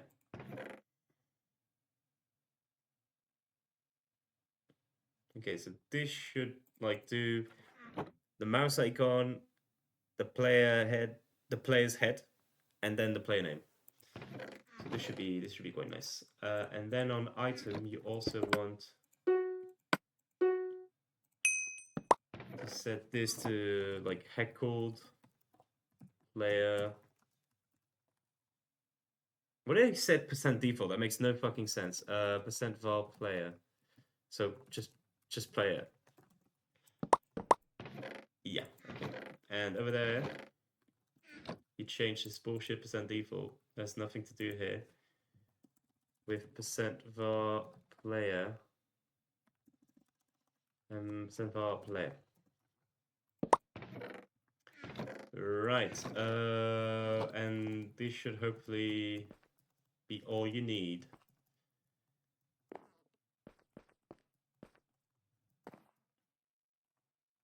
And then you can probably like detect it using that. So here's what you'll do. What you'll do is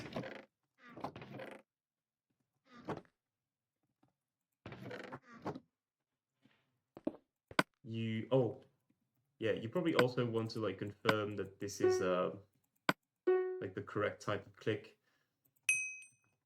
So either right or shift right, I think it was.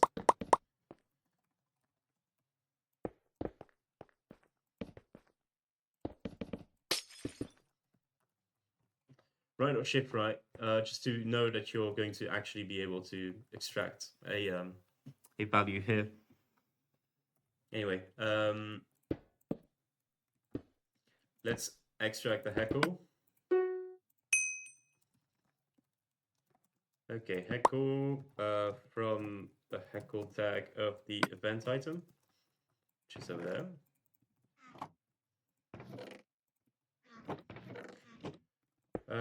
And then I guess we can check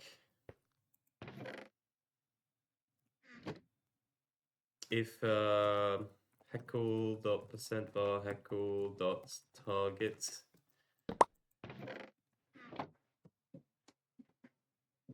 is global. And if it is, we could just call heckle.percent_var heckle. I reckon this is just going to call it correctly. You can do the same for player. And here you'll extract heckled player from the what's it called? Clicked bundle slots.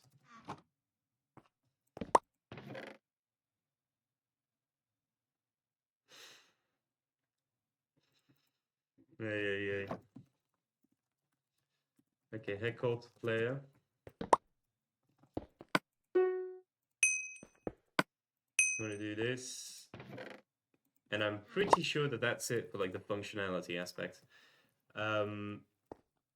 You also want the currency spending. I'm not gonna implement it right now just to see if it works.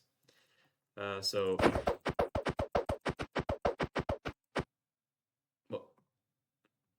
what the fuck? What did he just drop out of him?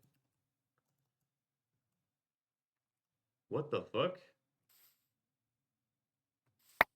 Oh, he's in the game. Okay.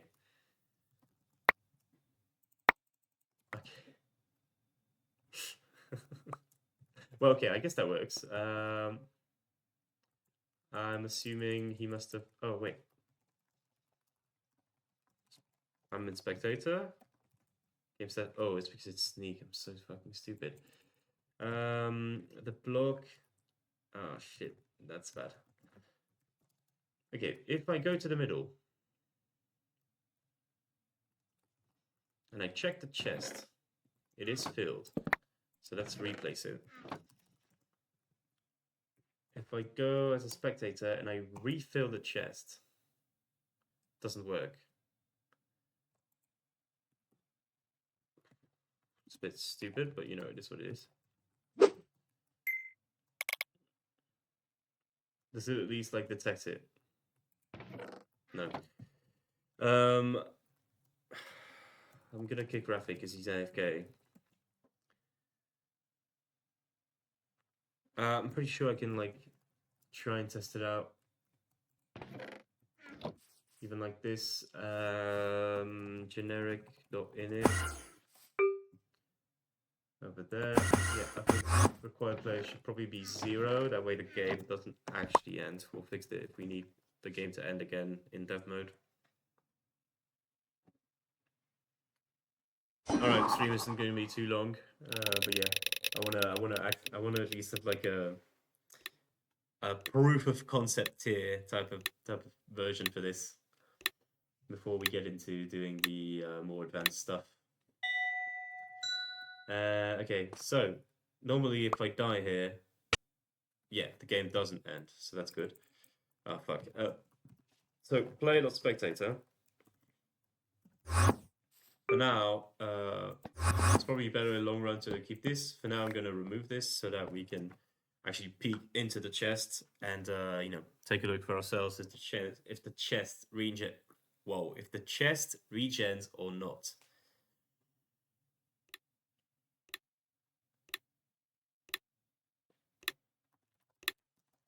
Okay.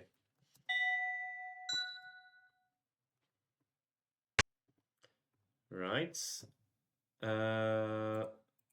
Right. Okay. So.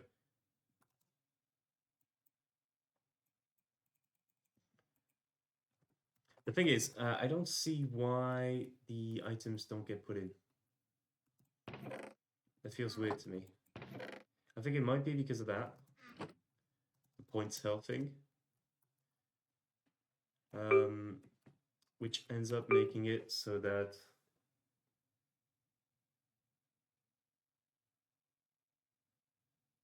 the bundle contents are empty.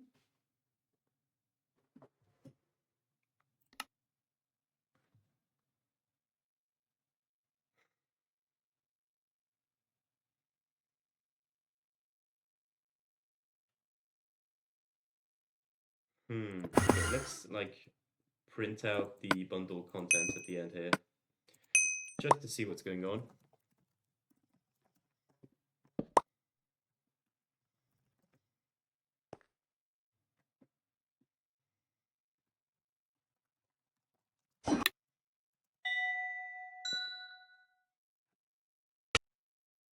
Okay.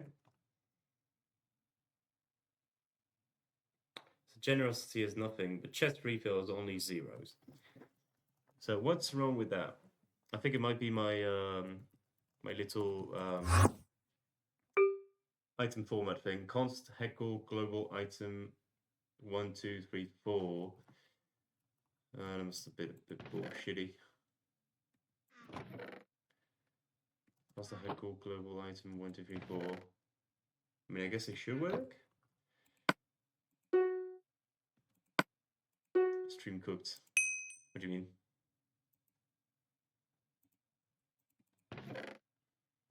I really forgot to do that. No, don't worry. The stream is never going to be cooked ever again. 4 hours of insanity. So true, so true. See, okay. Heckle.global. Just to... Wait, so it doesn't get set. I mean, that explains why it bugs out. Oh, I guess if you like forget the number, it's not a good chance it works out. Okay. Who cares? Let's go.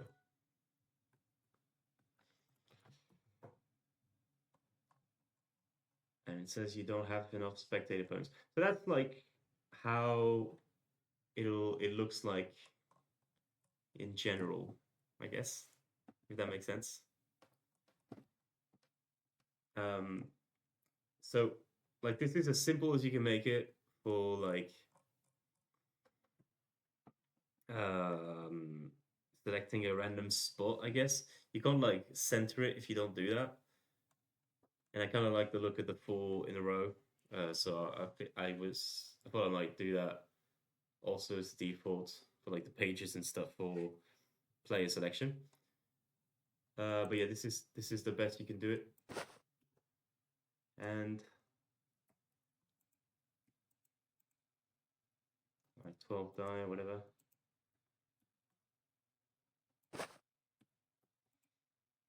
It doesn't refill it, which is too bad. Which means something is triggering incorrectly over there.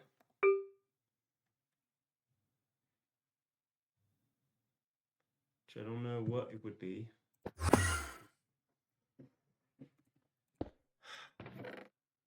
Let's see.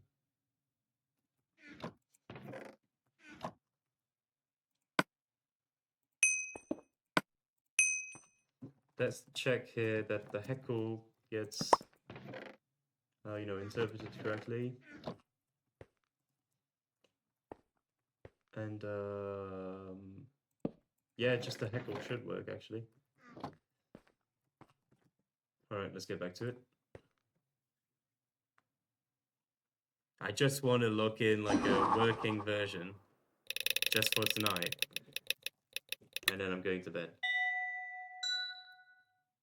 But the game is starting to take shape. Like this was the missing link, I think. Oh, for fuck's sake, of course. Okay, whatever. We'll just like memorize the water bucket position. So.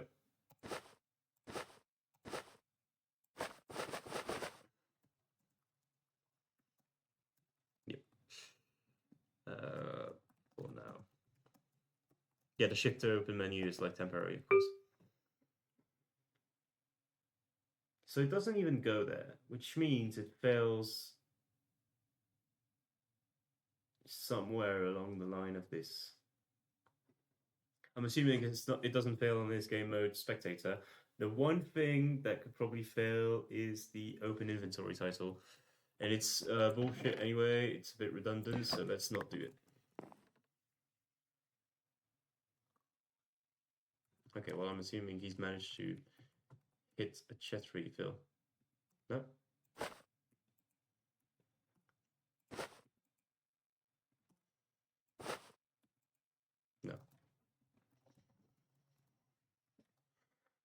it does call it. Okay, well, I need to like remove this.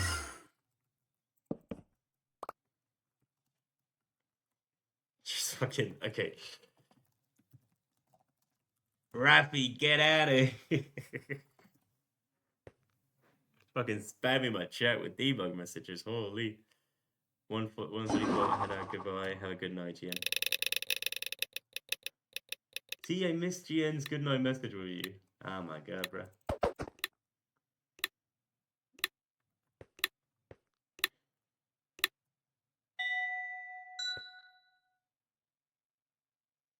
Okay.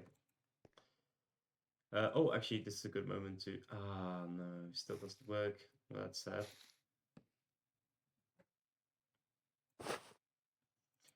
Okay, so it does call chest refill.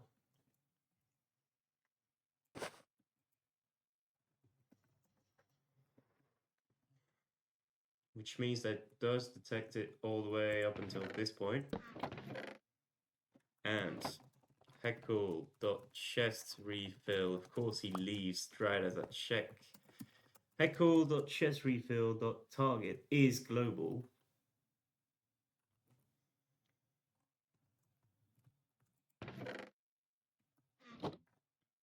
So there's no reason this shouldn't call. And this is heckle.percentile heckle.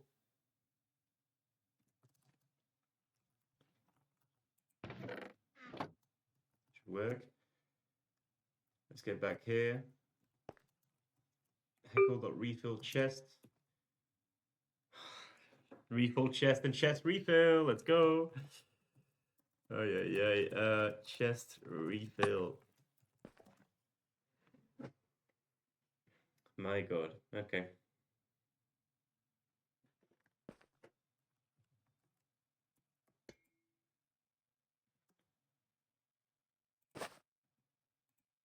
My god, it works.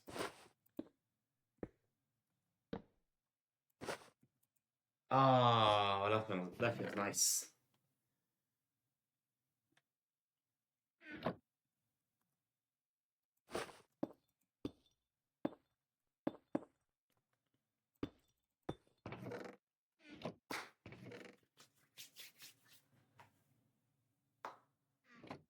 Finally.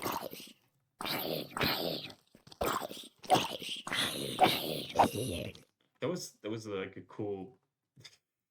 That was pretty cool. I like that. I wonder how many items I could cycle through with this. How many cool items, I guess.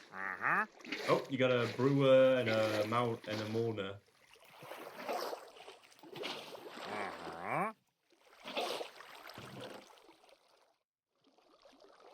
Alright, let's see it.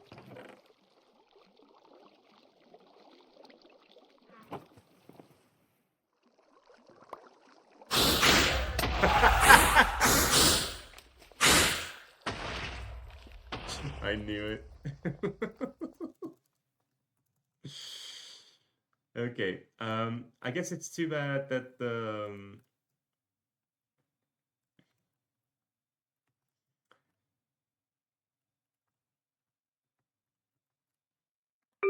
player stuff doesn't work.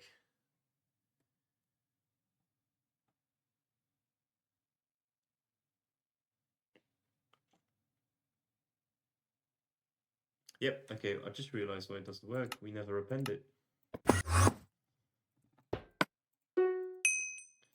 Alright, so, well, time to join. He's alive? Incredible. It's too bad I don't... I wonder if...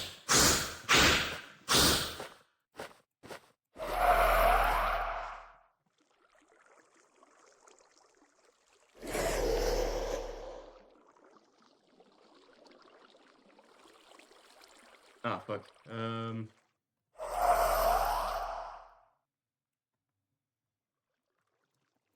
even sneak. Oh.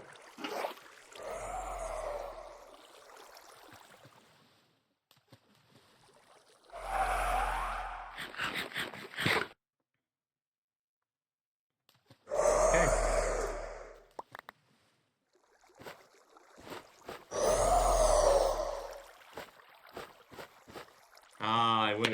All right. That's good. We'll code all of the requirements and whatnot tomorrow. It's very nice. That's very good. Okay. That's all pretty good. Okay. You can get me. All right. Well, I don't know how many of you are still there at the very end of the stream. From the looks of the user in chat, probably nobody. But oh well, okay, never mind. Well, Rafi, of course, was there. But yeah, you should check out my blog. I'll go check it out. Hello, Cody Tommy. I'll go check it out. I'll go check it out. But yeah, have a good night, everyone. It was great to be with you till the very end of the stream. We're going to work on deaf stuff again next time. So next week on Wednesday, normally. We'll see. All right. Have a good night, everyone. See ya.